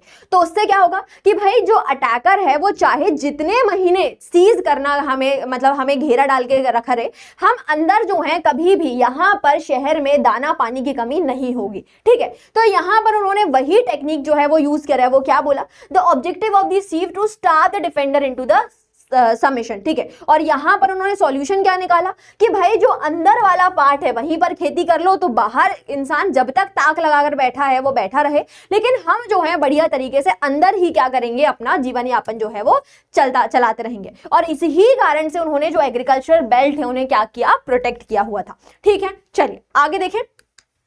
तो अब अगर हम आगे बात करते हैं विजयनगर की फोर्टिफिकेशन की, तो यहां पर यह बताया गया कि there was second line of fortification which was for the urban complex. ठीक है, देखिए इस तरीके से मैं आपको बताती हूं कि मान लीजिए कि भाई ये विजयनगर है, है ना। अब इसमें 7 अलग अलग लाइन ऑफ फोर्टिफिकेशन है। तो सबसे पहली जो दीवार है वो इस तरीके से शहर के बाहर जो पहाड़ियां हैं उनके सराउंडेड में बनी हुई हैं, ठीक है। उसके बाद क्या बताया गया कि भाई जो दूसरी दीवार है उसमें क्या बने हैं, यहाँ पर कल्टीवेटेड फील्ड्स बनी हुई हैं। उसके बाद जो तीसरी दीवार हुई वहां पर यहाँ पर गार्डन्स बने हुए हैं, और उसके बाद एक और दीवार जो हुई वहां पर यहाँ पर हाउसेस बने हैं। उसके अलावा अगर आप देखेंगे तो एक फोर्टिफिकेशन की जो लाइन है वहां पर क्या बताया गया, वहां पर रॉयल सेंटर है, ठीक है। उसके साथ क्या बताया गया कि एक जगह पर सेक्रेड सेंटर है, ठीक। तो ये अलग अलग लाइन ऑफ फोर्टिफिकेशन हो गई।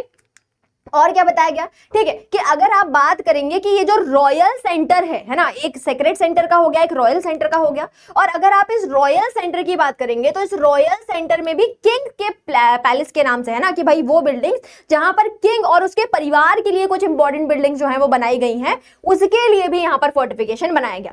तो इस तरीके से अलग अलग तरीके से हमें बताया गया कि कई सारी लाइन ऑफ फोर्टिफिकेशन जो है वो यहाँ पर दिखाई गई थी, ठीक। उसके साथ और क्या बताया जा रहा है कि भाई अगर आपको इस फोर्ट में एंटर करना है तो उसके लिए यहाँ पर कई सारे गेट्स हैं, ठीक है। And these gates were well guarded by the guards, ठीक है। कि क्या बताया गया कि भाई अगर आप किले की दीवार से अंदर जाएंगे तो यहाँ पर इस तरीके से कई सारे भव्य सुंदर सुंदर गेट जो हैं वो बनाए गए हैं, और यहाँ पर गार्ड जो हैं वो खड़े होते हैं, और वो गार्ड जो हैं वो यहाँ पर ये इंश्योर करेंगे कि भाई किस इंसान को किले की दीवार से मतलब किसके शहर के अंदर जाना है और किसे इन शहरों में अंदर नहीं जाना है, ठीक है।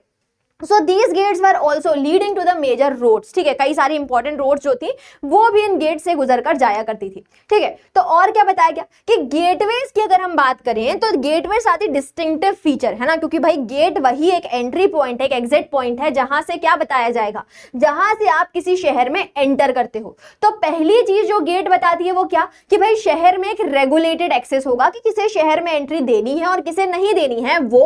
और दूसरी चीज क्या होगी कि भाई गेट जो है वो जितना सुंदर होगा, जितना भव्य जो होगा, दूर दूर से लोग जो हैं वो उसके तरफ खिंचे चले आएंगे, ठीक है। So these gateways were the distinctive architectural feature. एक तो उनके कई सारे आर्किटेक्चरल फीचर्स अगर आप देखेंगे तो वो काफी डिस्टिंक्टिव होते थे, और दूसरी चीज की वो शहर में जो है वो रेगुलेटेड एक्सेस को एंश्योर करते थे, ठीक। तो अगर हम इन गेट्स की बात करें so they were inspired by the Indo Islamic architecture. अब इंडो इस्लामिक आर्किटेक्चर क्या होता है बेटा, एक ऐसा आर्किटेक्चर जिसमें हिंदू आर्किटेक्चर के भी कई सारे फीचर्स दिखेंगे, और उसके साथ साथ जब टर्किश सुल्तान्स आए तो उन्होंने जो आर्किटेक्चर वेरिएशंस इंडिया में लेकर आए थे उनके भी फीचर्स जो हैं वो यहाँ पर दिख रहे हैं आपको, ठीक है। तो अगर आप देखेंगे तो इस तरीके से आपको आर्च दिख रहे हैं गेट में, है ना, जो कि इंडो इस्लामिक आर्किटेक्चर का फीचर हुआ। टॉम्ब दिख रहे हैं आपको, है ना।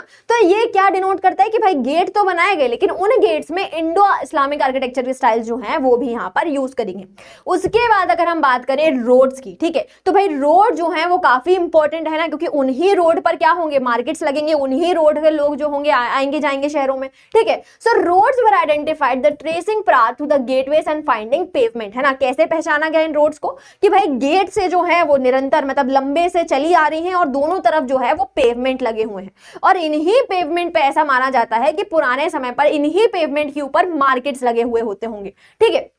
और अगर हम इन गेट्स की बात करें so these winds through the valley, मतलब कि क्या हुआ कि भाई बड़ी बड़ी हिल्स हैं, और हिल्स के अगर आप बोलें कि अगर ये पहाड़ है तो भाई पहाड़ के ऐसे चारों तरफ ऐसी जो है टेढ़ी मेढ़ी रोड जो है वहां पर बनी हुई थी, ठीक है। और क्या बताया गया कि some of them extended from the temple gateways and were lined by, है ना। क्या बताया गया कि भाई अगर आप इन रोड्स की बात करेंगे तो जितने भी इंपॉर्टेंट टेंपल्स हैं उन्हीं टेंपल से ये पास ऑन हो रही, उन्हीं टेंपल्स के आसपास से गुजर रही हैं, और उन्हीं मंदिरों के आसपास एक बड़ा सा मार्केट जो था वो ट्रेडर्स वहां पर लगाया करते थे ताकि क्या हो सके, उनके सामानों की बिक्री हो सके, ठीक है। तो मंदिरों के आसपास ट्रेड जो था, मार्केट जो था वो भी वहां पर डेवलप हो रहा था, ठीक।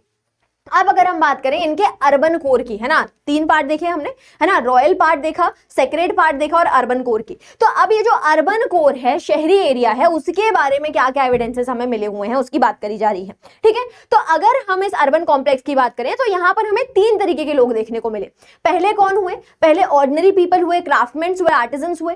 दूसरे कौन हुए, दूसरे जो थे भैया वो थे रिच ट्रेडर्स जिनके यहाँ पर घर मिले हुए थे। और तीसरे कौन थे, तीसरे थे मुस्लिम रेसिडेंशियल रेजिडेंशियल क्वार्टर्स, मतलब कि मुस्लिम वर्कर्स जो यहाँ पर काम कर रहे हैं, ठीक है। तो अगर हम बात करें सबसे पहले किसकी, अगर यहाँ पर बात करी गई सबसे पहले चाइनीज या सॉरी रिच ट्रेडर्स की, ठीक है, तो वो एरिया कैसे पता लगेगा कि भाई यहाँ पर उस समय पर जो है वो रिच लोग रह रहे थे। तो कैसे पता लगा कि भाई यहां से जब आर्कियोलॉजिकल एक्सकवेशन हुआ तो यहां से मिला क्या, रिच चाइनीज पोर्सिलीन, ठीक है, कि चाइनीज पोर्सिलीन से के जो कई सारे आइटम जो हैं वो यहां से मिले गए, ठीक है, शहर के कौन से एरिया से, नॉर्थ ईस्ट वाले एरिया से, ठीक है, जो ये इंडिकेट करते हैं कि भाई अगर यहां पे रह रहे लोग उस समय पर फाइन चाइनीज पोर्सिलीन को यूज कर रहे हैं, दैट मींस कि ये लोग इंपोर्टेड मटेरियल्स को यूज कर रहे होंगे, और इंपोर्टेड मटेरियल उस समय पर बुलवाना किसी रिच व्यक्ति का, किसी रिच ही ट्रेडर का काम हो सकता है, ठीक है।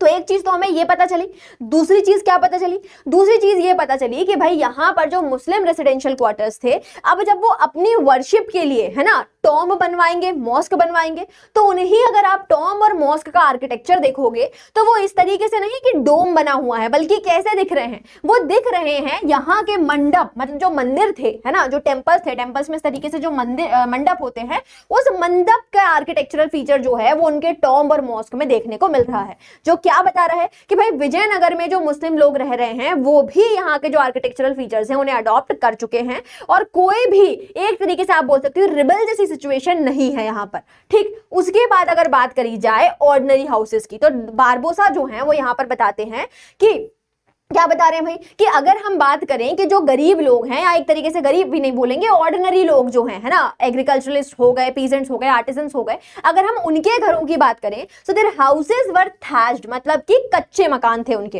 ठीक है। लेकिन कच्चे मकान होने के बावजूद ये जो घर थे they were well built and arrange according to the occupation, मतलब कि क्या कि भाई वो सभी लोग जो एक ही ऑक्यूपेशन कर रहे हैं वो एक ही एरिया में रह रहे हैं, है ना, कि भाई मिट्टी के काम करने वाले पॉटर लोग जो हैं वो एक एरिया में रहेंगे, सोने का काम करने वाले एक एरिया में रह रहे हैं, आयरन का काम करने वाले एक एरिया में रह रहे हैं, ठीक है। तो ये बताया गया कि भाई हर एक इंसान जो है वो अपने अपने एरियाज में रह रहा है, और उसके साथ साथ यहाँ पर आप देखेंगे कि ऐसा नहीं कि स्लम जैसा एरिया है, यहाँ पर भी बड़ी बड़ी लॉन्ग स्ट्रीट्स हैं, और उसके साथ साथ ओपन एरिया है, मतलब कि वेल मैनेज सिटी जो है वो यहाँ पर विजयनगर में देखी गई थी, ठीक। अब और आगे जाकर जब यहाँ पर फील्ड सर्वे हुआ तो वो फील्ड सर्वे क्या इंडिकेट करता है, फील्ड सर्वे ये इंडिकेट करता है कि हम्पी से, विजयनगर से हमें न्यूमरस श्राइन्स और टेंपल्स मिले हुए हैं, जो ये इंडिकेट करेगा कि भाई विजयनगर जो था वो एक तरीके से आप बोल सकते हो कि जहां पर कई सारे रिलीजन के लोग रह रहे हैं, भी कॉर्डियल तरीके से, वेल मैनर्स तरीके से रह रहे हैं। So this shows the prevalence of the variety of cults,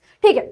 उसके साथ और क्या बताया गया कि भाई कई सारे वेल्स हैं, रेन वाटर्स हैं, जो ये बताते हैं कि ये पानी जो है वो ना सिर्फ रॉयल सेंटर में बल्कि ऑर्डिनरी एरियाज में भी जा रहा था, ठीक है। तो इससे ये भी बताया गया कि जो वेल है, रेन वाटर टैंक्स है, उनकी मदद से जो ऑर्डिनरी ड्वेलर्स हैं उनके लिए भी पानी का जो प्रॉपर सप्लाई है वो इन शहरों में पहुंचाया गया था, ठीक है। चलिए आगे देखें, चलिए जी, तो अब बात करते हैं रॉयल सेंटर की, मतलब उस जगह की, उस इलाके की जहां पर कौन रह रहा है, राजा और उसके परिवारजन, ठीक है। तो अगर आप रॉयल सेंटर को देखेंगे तो यहाँ पर इस मैप में हमें दिख रहा है कि रॉयल सेंटर कहाँ है, इस जगह को रॉयल सेंटर कहा जा रहा है, मतलब कि उस पूरे सेटलमेंट का जो साउथ वेस्टर्न पार्ट है उसे हम क्या कह रहे हैं, रॉयल सेंटर कह रहे हैं। अब कहने को तो हम इसे रॉयल सेंटर मतलब कि वो जगह जहां पर क्या रह रहा है, राजा रह रहा है, उसके परिवार के लोग रह रहे हैं।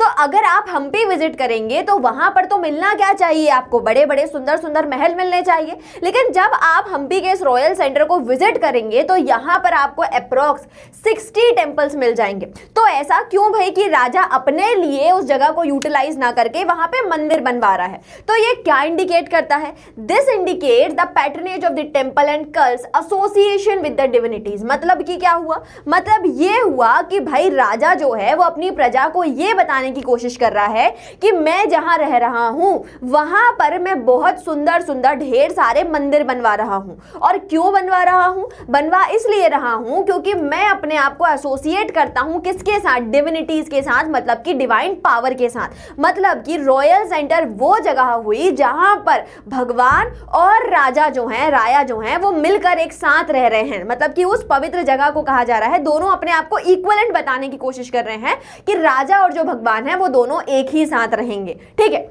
उसके साथ और क्या बता दिया गया कि भाई इसके अलावा मंदिर तो हैं, 60 मंदिर तो हैं, लेकिन 60 मंदिर के अलावा भी यहाँ पर कुछ 30 बिल्डिंग कॉम्प्लेक्सेस जो हैं जिन्हें पैलेसेस करके आइडेंटिफाई कहा गया है। मतलब एक तरीके से सेकुलर बिल्डिंग वो हुई, रिलीजियस बिल्डिंग नहीं थी। ठीक है, अब क्या बताया गया कि ये लार्ज स्ट्रक्चर्स हैं which are non associated with the ritual functions. ठीक है, मतलब सीधी सी बात है कि भाई ये वो बिल्डिंग्स हुई जो राजा के पर्सनल यूज के लिए यहाँ पर देखी गई थी। ठीक, अब अगर हम यहाँ पे डिफरेंस की बात करें कि यहाँ पर ये जो रॉयल सेंटर है इसमें हमने दो तरीके की बिल्डिंग देखी। एक कौन सी, जो रिलीजियस फंक्शन है, मतलब कि टेंपल्स के काम में ली जा रही हैं, और दूसरा क्या हुआ, दूसरा हुआ सेकुलर बिल्डिंग्स। ठीक है, तो अगर हम बात करें टेंपल्स की, तो टेंपल्स किस तरीके से बनवाए गए, टेंपल्स जब बनवाए जाते थे तो उनमें नक्काशी बहुत बढ़िया तरीके से हो रही है ना, वहां पर खुदाई बहुत तरीके से हो रही है, उनकी बनावट बहुत तरीके से हो रही है। तो यहां पर बताया गया कि जो टेंपल्स बनवाए गए they were constructed entirely on the masonry work. ठीक है, लेकिन वहीं पर अगर आप सेकुलर बिल्डिंग्स की बात करेंगे तो वो एक तरीके से पेरिशेबल मटेरियल पर बने हुए हैं, जो क्या इंडिकेट करता है कि भाई राजा जो है वो ज्यादा इंपॉर्टेंस किसे दे रहा है, रिलीजन को दे रहा है, उन चीजों को, उन मंदिरों को, टेंपल्स को बनवाने के लिए वो ज्यादा पैसा, ज्यादा टेक्निक्स जो है वो एम्प्लॉय कर रहा है एज कंपेयर टू अपने लिए सुंदर और भव्य महल बनवाए। ठीक है, तो ये कहानी जो है वो रॉयल सेंटर में हमने आगे जाके देखनी है। अब यहां पर अगर हम बात करें तो रॉयल सेंटर में हमें दो इंपॉर्टेंट बिल्डिंग्स के बारे में पढ़ना है। ठीक है, तो अब यहां पर सबसे पहले तो क्या बताया जा रहा है कि भाई जो किंग का जो पैलेस है, this is the largest of the enclosure but was not used as a royal residence, है ना, कि भाई जो एक बड़ा सा जो स्ट्रक्चर मिला है वहां से उसे आइडेंटिफाई तो ऐसा किया गया कि शायद ये राजा का महल होगा, बट वो राजा का घर नहीं था, मतलब कि वो रॉयल रेसिडेंस नहीं था। ठीक, अब उसके अलावा अगर हम बात करें कि इस रॉयल सेंटर में दो मेजर प्लेटफॉर्म हमें देखने को मिलते हैं, बड़े बड़े ऊंचे ऊंचे मंच जो है, स्टेज जो है वो यहां पर हमें देख रहे हैं। पहला कौन सा है, पहला है ऑडियंस हॉल और दूसरा है महानवमी डिब्बा। अब वन बाय वन इन दोनों को पढ़ते हैं। ठीक है, चलिए सबसे पहले अगर हम बात करें ऑडियंस हॉल की, तो वो एक तरीके से एक लार्ज स्टेज हुआ, एक लार्ज प्लेटफॉर्म हुआ। ठीक है, तो क्या बता रहे हैं ऑडियंस हॉल के बारे में कि this is a height platform with slots for wooden pillars at the close and the regular interval, है ना। एक तरीके से अगर आप बोल लीजिए कि भाई इस तरीके से एक बड़ा सा प्लेटफॉर्म बना है और उस प्लेटफॉर्म पर अगर आप देखेंगे तो कई सारी ऐसी वेकेंट स्पेसेस हैं जहां पर पुराने समय पर वुडन पिलर्स लगे हुए थे, बट हुआ क्या कि भाई समय के साथ जो वुडन मटेरियल था वो पेरिश हो गया और जो स्टोन मटेरियल था वही मिल रहा है ना। तो इसलिए क्या बताया गया कि भाई वहां पर क्या मिला हुआ है, होल मिले हुए हैं, गैप मिले हुए हैं, जहां पर क्या थे, पुराने समय पर वुडन पिलर्स लगे हुए थे। ठीक है, उसके बाद क्या बताया गया कि अगर आप इस प्लेटफॉर्म को देखोगे तो ये डबल स्टोरेड प्लेटफॉर्म हुआ करते थे, है ना, कि ऐसा नहीं कि सिंगल स्टोरेड, एक और फिर उसके ऊपर दूसरा, और दूसरे वाले के ऊपर जाने के लिए यहाँ पर क्या था, स्टेयरकेस बना हुआ था। ठीक है, so it had a staircase going up to the second floor that rested on the pillars. ठीक है, और क्या बताया गया कि भाई इस तरीके से अगर आप इस असेंबली हॉल को देखेंगे, इस ऑडियंस हॉल को देखेंगे, तो यहाँ पर उन्होंने ये बताया कि भाई यहाँ पर पिलर इतने पास पास लगे हुए हैं कि लोगों को आप इकट्ठा ही नहीं कर सकते, या अगर आप स्टेज के ऊपर कोई परफॉर्मेंस कर रहे हैं तो अगर वो जगह जहां पर इतने सारे पिलर लगे हुए हैं तो कैसे कोई परफॉर्मेंस वहां पर करी जा सकती है। ठीक है, तो इसलिए यहां पर एक थोड़ा सा कंफ्यूजन है कि भाई क्योंकि पिलर्स इतने क्लोजली स्पेस हैं कि बहुत लिटिल स्पेस बची हुई है, और इसी के कारण ये बताया गया कि इन ऑडियंस हॉल का एक्चुअल यूज क्या था ये अभी तक पता नहीं लगा पाया जा सका है। ठीक है, तो इस तरीके से आपको ऑडियंस हॉल की पिक्चर दी हुई है, यहाँ पर आपके एनसीईआरटी में एक पिक्चर भी बताई हुई है which shows the interior of the audience hall of the Madurai. ठीक है, कि मदुरई में जो ऑडियंस हॉल बना हुआ है उसके बारे में पिलर बताए हुए हैं कि किस तरीके से इंटीग्रेटली कार्व्ड करके उन पिलर्स को इतनी खूबसूरती से सजाकर उन पिलर्स को बनाया गया था। ठीक, चलिए अब इसके बाद बात हो रही है सबसे इंपॉर्टेंट टॉपिक की, जहां से क्वेश्चन जो है आपका वो बनता ही बनता है, इंपॉर्टेंट पार्ट है ये। ठीक है, तो क्या है इंपॉर्टेंट पार्ट? इंपॉर्टेंट पार्ट है महानवमी डिब्बा, है ना, कि अगर आप पिछले कई सालों के क्वेश्चन देखोगे, है ना, सालों के क्वेश्चन देखोगे तो भाई वहां पर जो है आपको महानवमी डिब्बा का क्वेश्चन जो है वो दिख ही जाएगा। ठीक है, तो महानवमी डिब्बा की बात करते हैं। महानवमी डिब्बा भी क्या है, एक मैसिव प्लेटफॉर्म, एक बड़ा सा, एक ह्यूज प्लेटफॉर्म। इस तरीके से अगर आप कभी हम्पी जाएंगे तो आपको वो प्लेटफॉर्म वहां पर देखने को मिल जाएगा। अब अगर हम इसकी बात करें तो कहां बनाया गया, भाई शहर जो है उसकी सबसे ऊंचाई वाला जो जगह थी, जो हाईएस्ट पॉइंट था सिटी का, वहां पर महानवमी डिब्बा जो है उसे लोकेट किया गया, उसे बनाया गया। अब अगर इसके एरिया की बात करेंगे, है ना, तो भाई 11,000 स्क्वायर फीट जो है वो इसका पूरा जो बेस एरिया है वो कितना है, 11,000 स्क्वायर फीट। और अगर आप इसकी ऊंचाई की बात करेंगे तो अप्रोक्सीमेटली 40 फीट जो है वो इसकी ऊंचाई जो है वो यहां पर बताई गई है। ठीक है, अब और क्या बताया गया कि इसके साथ साथ क्या हुआ कि भाई पहले अगर आप देखेंगे महानवमी डिब्बा को पुराने समय पर, तो इस तरीके से उसमें कई सारे वुडन स्ट्रक्चर जो थे वो बने हुए थे, but with the ravages of the time क्या हुआ कि जितना भी वुडन पार्ट था वो पूरा की पूरा क्या हो गया, डिग्रेड हो गया, खत्म हो गया, और सिर्फ जो स्टोन पार्ट था वो वहां पर हमें देखने को मिल रहा है। उसके साथ और क्या बताया गया कि भाई इसके अगर आप प्लेटफॉर्म देखोगे तो उस प्लेटफॉर्म के ऊपर काफी इंटीग्रेटली कार्व्ड है ना, मतलब पूरा जो स्टोन स्ट्रक्चर है उसके ऊपर कई सारे लीफ कार्विंग्स जो हैं वो यहाँ पर बनाई गई हैं। और इस तरीके से हमने क्या देखा कि भाई महानवमी डिब्बा जो है वो एक काफी, आप बोलती काफी डेकोरेटेड सा प्लेटफॉर्म है। तो अब हमें पता लगाना है कि भाई ऐसा क्या जरूरत है, ऐसा क्या हो रहा है विजयनगर में जिसके कारण से महानवमी डिब्बा जैसा एक बड़ा सा प्लेटफॉर्म जो है उस सिटी में बनाया गया था। ठीक है, now this indicates the name, the importance, the significance of the name Mahanavami, है ना। अभी भी अगर आप जाएंगे मैसूर में, कर्नाटका में, तो अभी भी वहां पर जो दशहरा का फेस्टिवल है वो बहुत ही पॉम्प एंड शो से सेलिब्रेट किया जाता है। ठीक है, तो अगर हम बात करें महानवमी की, सबसे पहले महानवमी को समझते हैं दैट व्हाट इज महानवमी। ठीक है, महानवमी क्या होता है, हम सभी जानते हैं कि भाई हमारा जो हिंदू नवरात्रि का जो त्योहार होता है उसमें जो नौवां दिन होता है, 9th डे होता है, उसे हम क्या कहते हैं, महानवमी। ठीक है, अब महानवमी क्या इंडिकेट करती है कि भाई हिंदू, अगर आप नवरात्रि को देखेंगे तो 10 दिन का फेस्टिवल होता है, 9 देवी जी के दिन, और 10वां हो जाएगा हमारा दशहरा। ठीक है, अब अलग अलग इंडिया में, है ना, हमारे इंडिया में अलग अलग रीजन से और उन्हें यहाँ पर इस फेस्टिवल को अलग अलग तरीके से सेलिब्रेट किया जाता है। तो अगर आप नॉर्थ इंडिया की बात करेंगे तो वहां पर इसे दशहरा बोलकर सेलिब्रेट किया जाएगा, साउथ बंगाल में जाएंगे तो दुर्गा पूजा, है ना, और अगर आप पेनिनसुलर इंडिया में जाएंगे तो उसे नवरात्रि या महानवमी बोलकर सेलिब्रेट किया जाता है।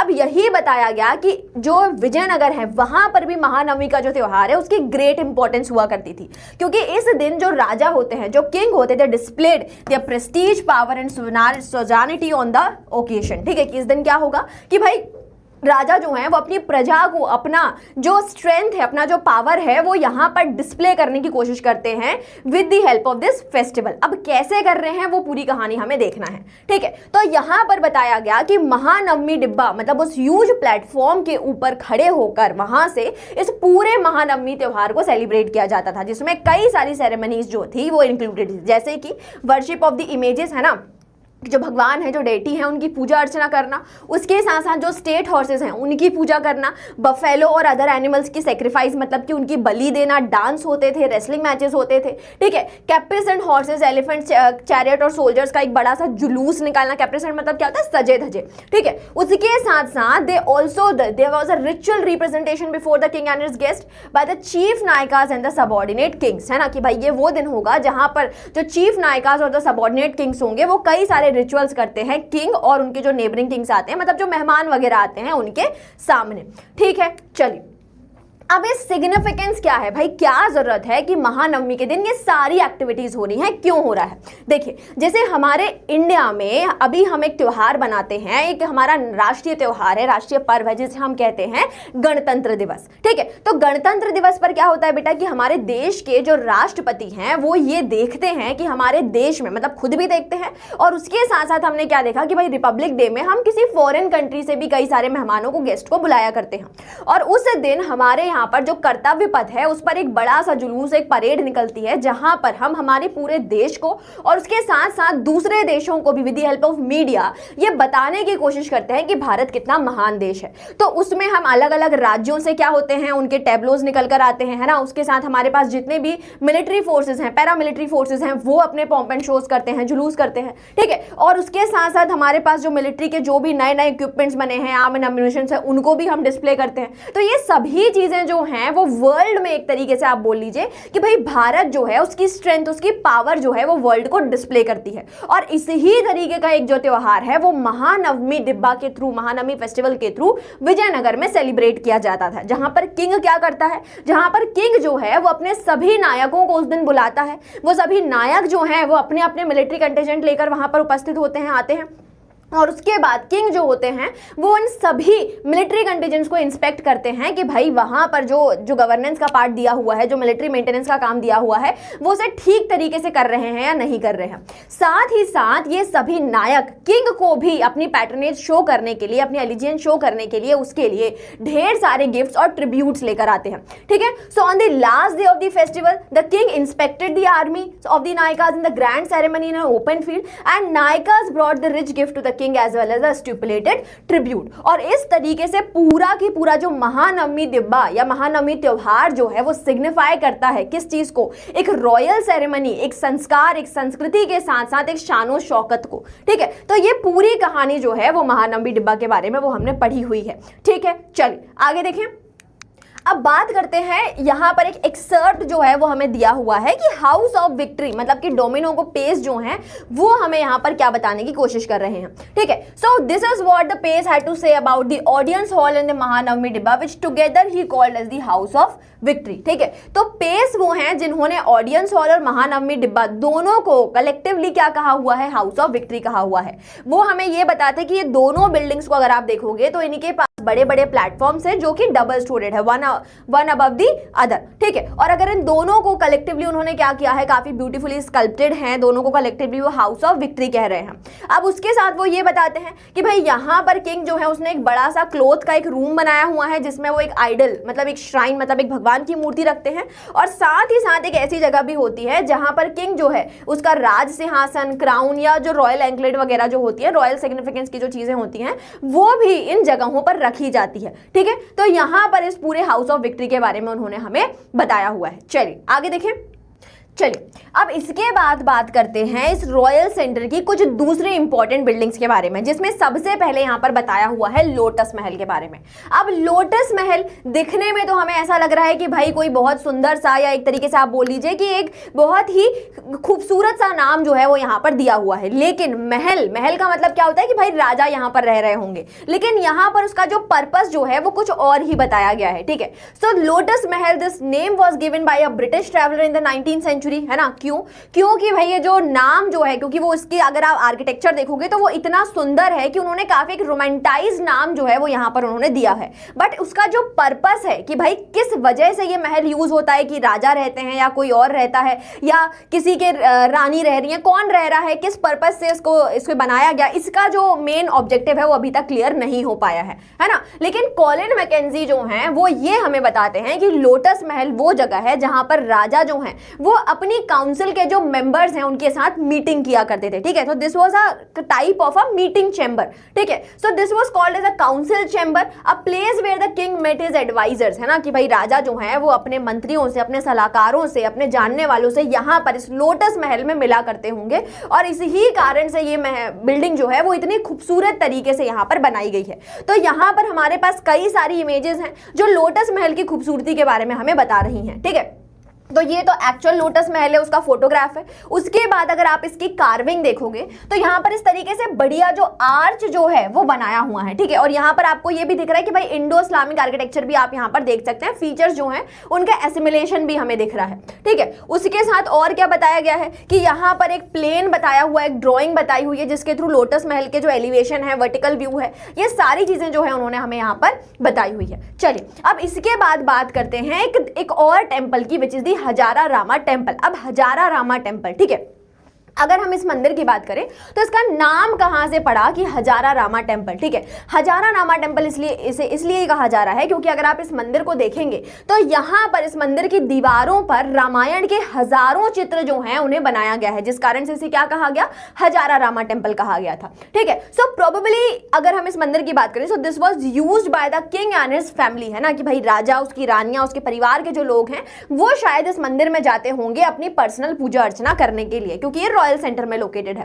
ठीक है, उसके बाद क्या बताया गया कि भाई मंदिर तो है लेकिन मंदिर में जो सेंट्रल श्राइन है वो यहाँ पे देखने को नहीं मिलती, मतलब जो सेंट्रल श्राइन है उसमें भगवान की जो इमेज है वो यहाँ पर देखने को नहीं मिल रही है। उसके साथ साथ क्या बताया गया कि भाई इसकी जो मंदिर की जो वॉल है, जो स्कल्प्टेड वॉल है, उसके ऊपर कई सारे पैनल्स हैं जो बने हुए हैं, जो क्या बताता है, रामायण के कई सारे सीन्स जो हैं वो यहाँ पर बनाए गए, और इस कारण से इस मंदिर को क्या कहा गया, हजारा रामा टेम्पल यहाँ पर इसे कहा गया था। ठीक, चलिए जी, तो अब बात करते हैं सेक्रेड सेंटर की, मतलब उस जगह के जो डिवोटेड है किसके लिए, मंदिरों के लिए, जहां पर आपको सबसे ज्यादा टेंपल्स जो हैं वो मिले हुए हैं। ठीक, तो यहां पे सबसे पहले बात करी गई है चूजिंग अ कैपिटल, मतलब कि ये कि भाई ऐसे क्या कारण थे, ऐसे क्या रीजंस थे जिसकी वजह से विजयनगर एम्पायर्स के जो रायाज हैं उन्होंने उसी ही जगह को अपना कैपिटल चुना हुआ है, किसी और जगह को नहीं चुना। ठीक, तो यहां पर बताया गया है कि on the Rocky northern end of the city, on the banks of river Tungabhadra, है ना, कि भाई तुंग तुंग भद्रा का जो बैंक है, या अगर हम इस रीजन की बात करें तो ये वो रीजन है जहां पर कई सारे इंपॉर्टेंट रिलीजियस सिग्निफिकेंट इवेंट्स जो हैं जो यहां पर हुए हैं।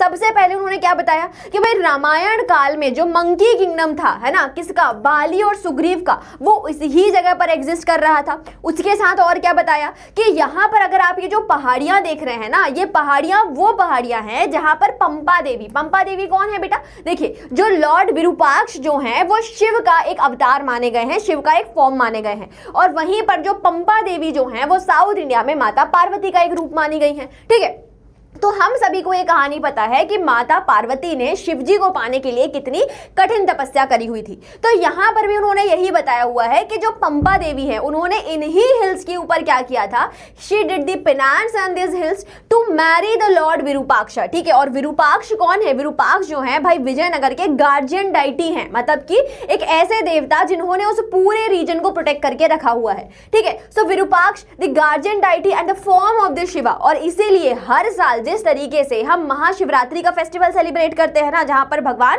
शिव और पार्वती की शादी हुई थी, वैसे ही यहां पर भी इनकी जो मैरिज है, मतलब कि लॉर्ड विरूपाक्ष और पंपा देवी की जो शादी है, उनकी जो मैरिज है, that is celebrated always and every year in the Virupaksha temple. उसके साथ और क्या हुआ कि भाई ये वो जगह है जहां पर विजयनगर एम्पायर बनने से पहले कई सारे जैन टेम्पल्स जो हैं वो इस रीजन से मिले हुए हैं, और ये सभी फीचर्स इंडिकेट करते हैं कि भाई ये वो रीजन है, ये वो लोकेशन है जो अलग अलग सेवरल सेक्रेड ट्रेडिशन से एसोसिएटेड है। ठीक है, तो कुछ रीजन्स तो हमें यहां बताया गया। अब इसके साथ साथ अगर हम बात करेंगे कि यहां पर सेक्रेड सेंटर पे जो मंदिर बनवाए गए हैं वो विजयनगर के पहले से भी जो डायनेस्टीज यहां पर एग्जिस्ट कर रही थी उनके समय पर लंबे समय तक इस एरिया में मंदिर बने चले आ रहे थे। ठीक है, so let's talk about the features of the temples of the Vijayanagar. ठीक है, तो यहां पर बताया गया कि भाई विजयनगर के जो राजा हैं वो यूनिक नहीं है, वो सबसे पहले नहीं है जिन्होंने यहां पर मंदिर का निर्माण करवाया।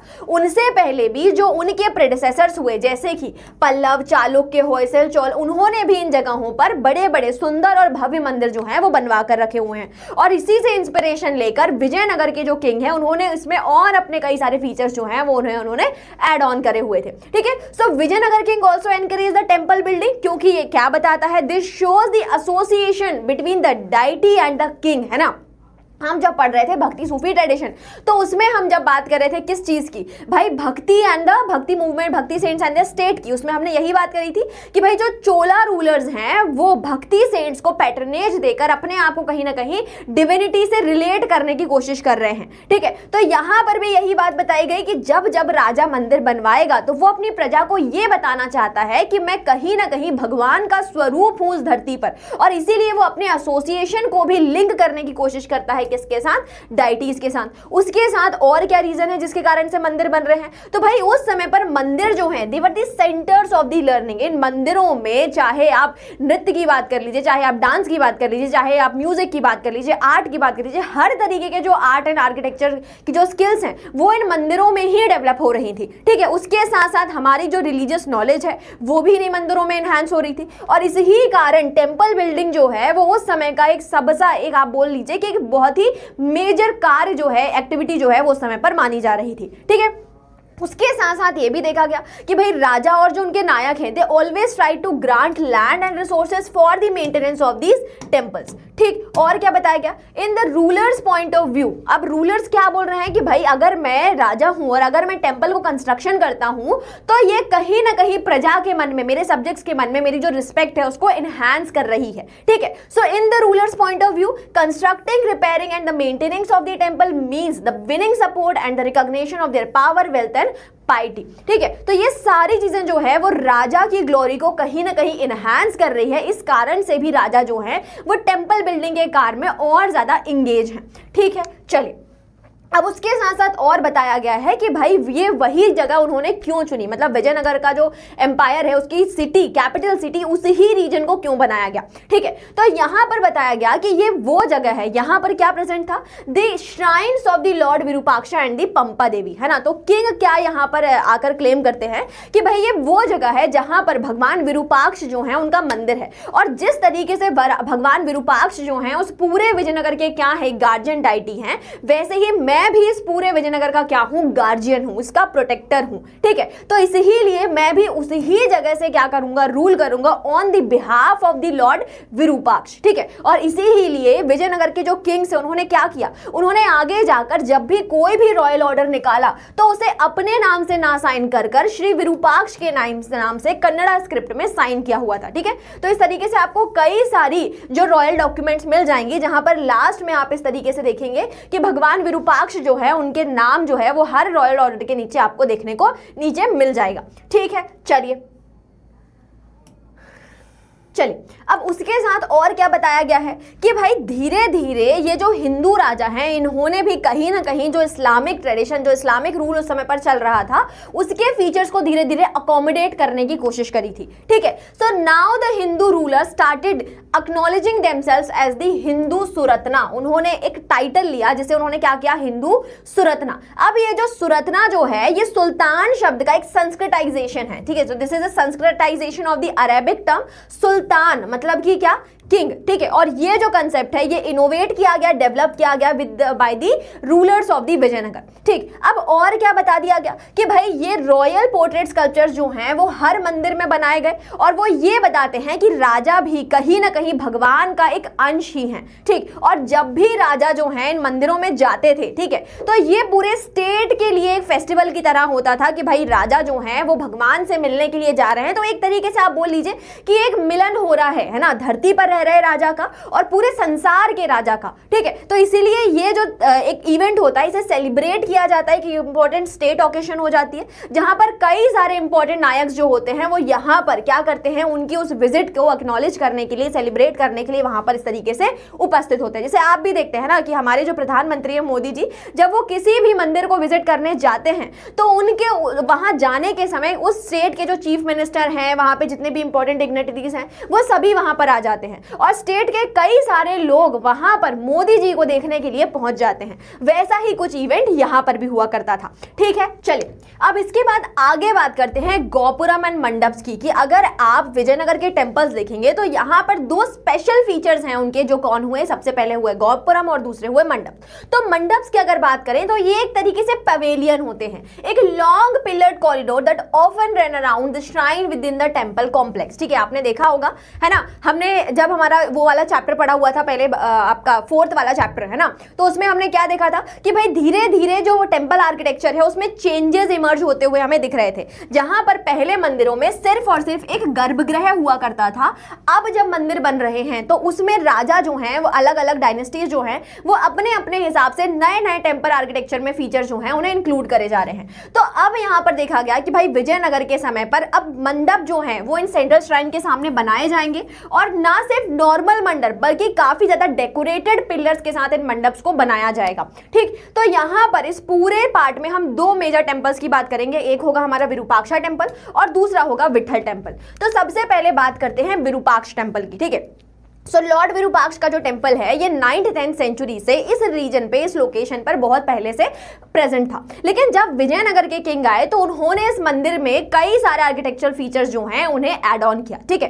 तो अगर आप इस मंदिर को देखेंगे तो इसकी जो भव्यता है, इसका जो ग्रैंड्योर है वो धीरे धीरे विजयनगर किंग्स के थ्रू इनहांस किया गया था, ठीक है। So on the occasion of the Vijayanagar के किंग, कौन, कृष्णदेव राय, कि भाई कृष्णदेव राय जो हैं उनका जब कोरोनेशन हो रहा था तो उस कोरोनेशन को उन्होंने कराया कहां, लॉर्ड विरूपाक्ष के मंदिर में। क्यों? क्योंकि भाई एक आपको एसोसिएशन भी तो दिखाना है ना भगवान के साथ, ठीक है। तो यहां पर कृष्णदेव राय जो हैं उन्होंने अपना कोरोनेशन करवाया हुआ था लॉर्ड विरूपाक्ष के मंदिर में, और जब कोरोनेशन हो रहा था तो उसको सेलिब्रेट करने के लिए उन्होंने एक लार्ज एलेबरेट हॉल बनवाया, किसके सामने, मेन श्राइन के सामने। और उस श्राइन, उस मेन हॉल में उन्होंने कई सारे डेलिकेटली कार्व्ड पिलर्स जो हैं वो यहां पर बनवाए हुए थे, ठीक है। उसके साथ ही आगे जाकर उन्होंने ईस्टर्न गोपुरम भी बनवाया, जो धीरे धीरे इस मंदिर का जो ग्रैंडोर है उसको धीरे धीरे इंक्रीज करता चला गया, है ना। जैसे आप यहां पर देख सकते हैं इस मैप में, कि ये सेंट्रल श्राइन है। अब इस सेंट्रल श्राइन के सामने उन्होंने इस तरीके से एक बड़ा सा भव्य मंडप जो है वो उन्होंने यहाँ पर बनवाया हुआ है,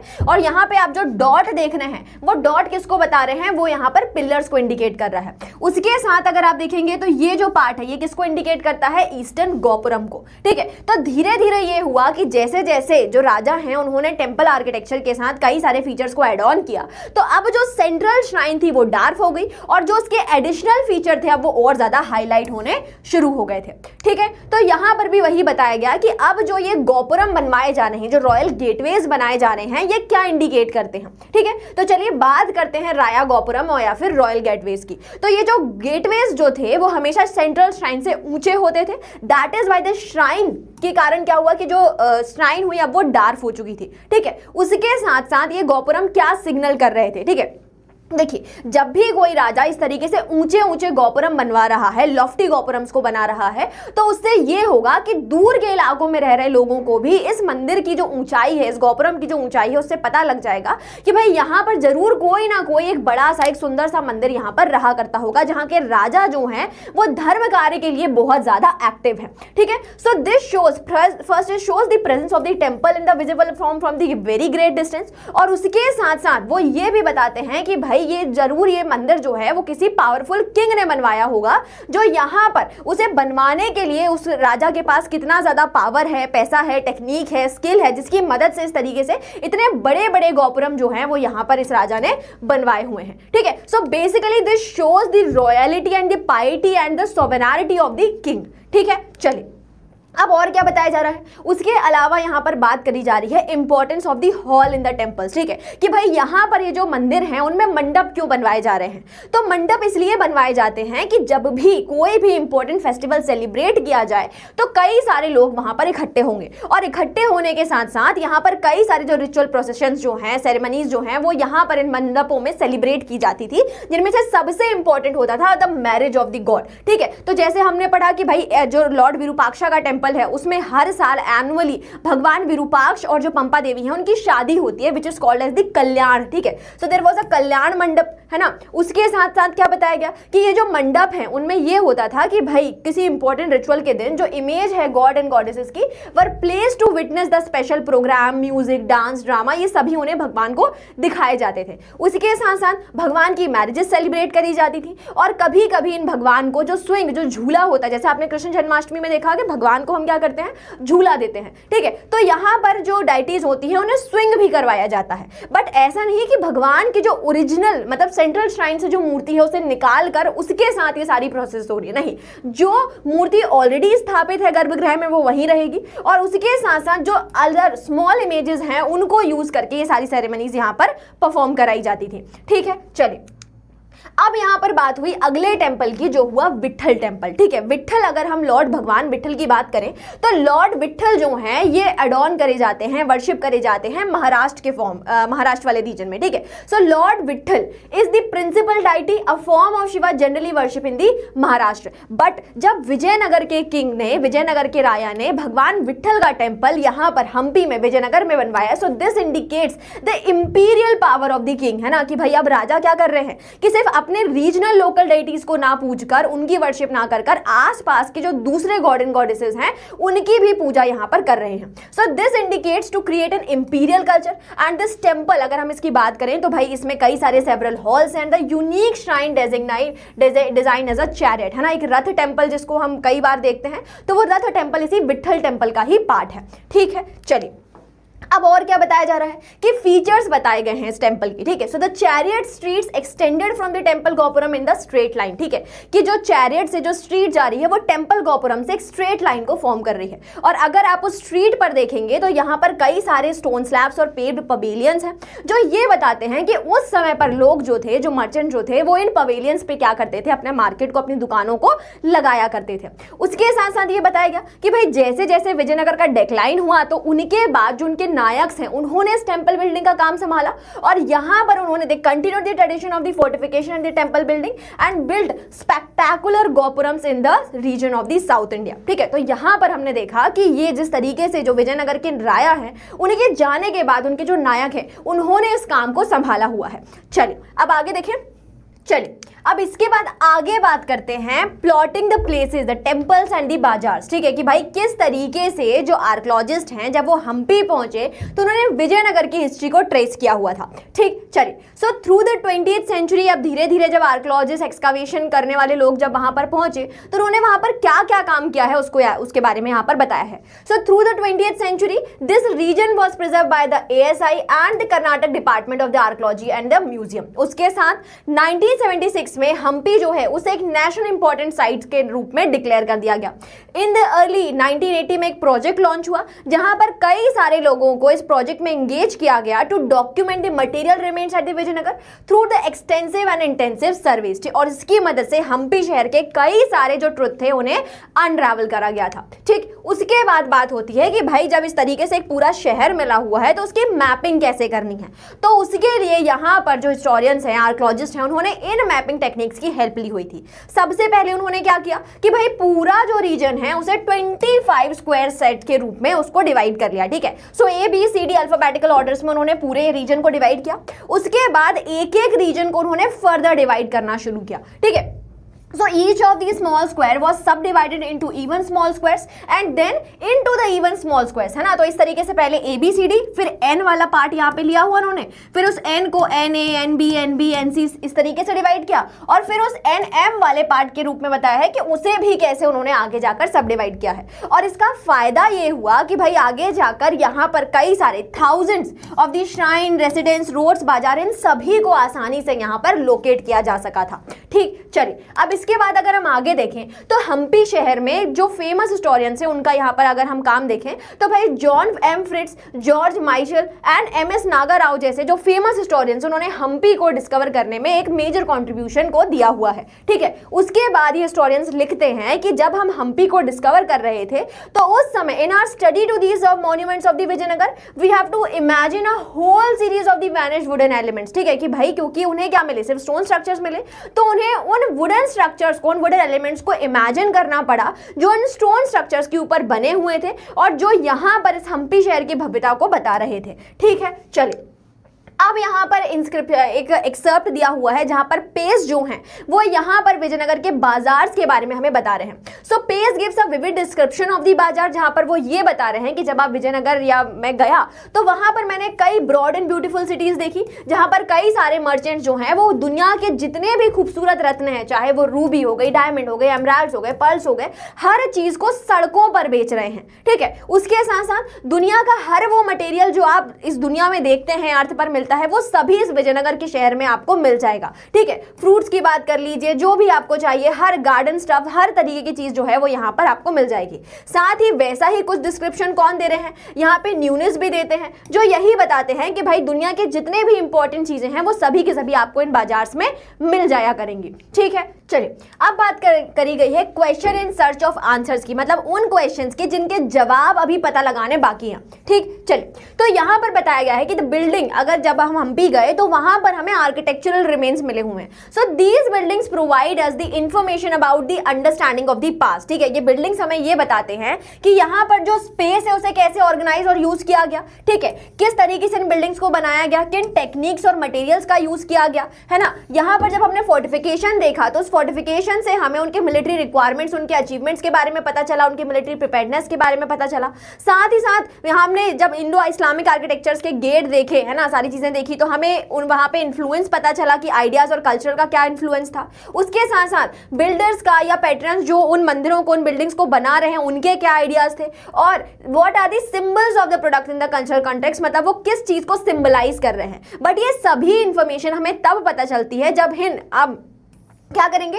कि भाई इन बिल्डिंग से जो भी इंफॉर्मेशन आ रही है उसे कंबाइन करेंगे किसके साथ, टेक्सचुअल और लिटरेचर एविडेंसेस के साथ साथ। ठीक है, बट यहां पर हमारे पास ऐसे कई सारे क्वेश्चंस हैं जो अभी भी अनसुलझे हैं। अब वो क्या होते हैं, वो ये बताते हैं कि भाई वो आम लोग जो इस विजयनगर का एक मेजर पार्ट कॉन्स्टिट्यूट कर रहे थे, उनका इन बिल्डिंग्स को देखकर क्या नजरिया हुआ करता था। ठीक है, so they do not tells us about the ordinary man and women and children, जो यहां कर एक वास्ट मेजॉरिटी यहां पर बना रहे हैं। ठीक, अब क्या वो इन जो मंदिर हैं, जो टेम्पल हैं, क्या इन रॉयल सेंटर्स के लिए उनको कोई एक्सेस था या उन्हें इन जगहों पर नहीं जाने दिया जाता था, या जब अगर वो यहाँ से पास भी कर रहे हैं तो क्या वो उन्हें हरी में, मतलब बिना देखे हुए, बिना ध्यान दिए यहाँ से चले जाते थे, या वो उन मंदिरों को देखकर समझने और कुछ रिफ्लेक्ट करने की, अंडरस्टैंड करने की कोशिश करते थे। इन सभी क्वेश्चंस को अभी भी नहीं सुलझाया जा सका है। ठीक, चलिए उसके बाद यहाँ पर एक और एक्सर्प्ट जो है वो यहाँ पर दिया हुआ है कृष्णदेव राय के बारे में। ठीक है, तो यहाँ पर बताया हुआ है the problems of the perspective, कि आप जो है जब किसी स्टैचू को देखते हैं तो वो आपको किस चीज के बारे में बताता है। So this is the beautiful statue of the Krishnadeva Raya, जो कहाँ पर है, चिदम्बरम टेम्पल में, तमिलनाडु के। ठीक, अब यहाँ पर बताया गया है कि ये जो चीज है वो हमें बता रही है कि पेस जो है वो यहाँ पर किंग को डिस्क्राइब कर रहे हैं कि the statue describe the Krishnadeva Raya as the person of the medium height, एक fair complexion, good figure rather than fat, मतलब कि अच्छी बॉडी है, स्ट्रेंथन बॉडी है, लेकिन फैट नहीं है, और उनका जो चेहरा है उसके ऊपर आपको स्मॉल पॉक्स के कई सारे साइंस जो हैं वो देखने को मिल जाएंगे। ठीक, उसके साथ अब यहाँ पर और भी कई सारे क्वेश्चंस हैं जो अभी भी अनसुलझे हुए हैं, उनकी बात हो रही है। ठीक है, तो यहां पर बताया गया है कि rulers decide about the buildings to be constructed, the site, the material to be used and the style to be followed. ठीक है, कि रूलर्स जो हैं वो इन सभी चीजों के ऊपर तो काम कर ही रहे हैं, बट इन मंदिरों को बनवाने में जो लोग लग रहे हैं, जो मिस्त्री लग रहे हैं, जो कारीगर लग रहे हैं, वो कहां से आ रहे हैं। ठीक है, so who possess the specialised knowledge required for such enormous enterprises. ठीक है,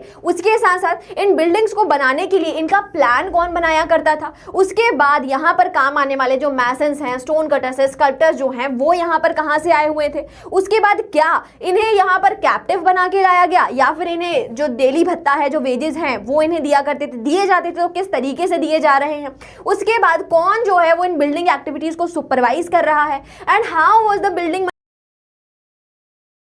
टू द अनदर। तो ये सभी क्वेश्चन जो हैं जिनकी सर्च जो है वो अभी भी बकाया है, और वो आप जैसे फ्यूचर हिस्टोरियंस के ऊपर डिपेंड कर रहे हैं कि भाई आप जो हैं आगे जाकर आर्कियोलॉजिस्ट के रूप में यहाँ पर हमारे देश में और हम्पी के इन अनरावल्ड ट्रुथ्स को यहाँ पर सोचने की, समझने की कोशिश करें। ठीक है, तो इसी के साथ हमारा ये जो पूरा चैप्टर है वो हमने कंप्लीट किया। एक बार टाइमलाइन के थ्रू जो मेजर पॉलिटिकल डेवलपमेंट्स हैं उनको हम देख लेते हैं। तो 1200 से अगर हम 1300 सीई की बात करें तो यहाँ पर स्टैब्लिशमेंट हुआ दिल्ली सल्तनत का 1206 में। ठीक, उसके बाद 1300 से 1400 की अगर आप बात करेंगे तो यहाँ पर स्टैब्लिशमेंट होता है 1336 में, जो कि एक डिस्प्यूटेड ईयर है ना, वो विजयनगर का स्टैब्लिशमेंट होता है। 1347 में बहमनी किंगडम, उसके बाद सल्तनत एंड जौनपुर, कश्मीर और मदुरा भी यहाँ पर देखी गई।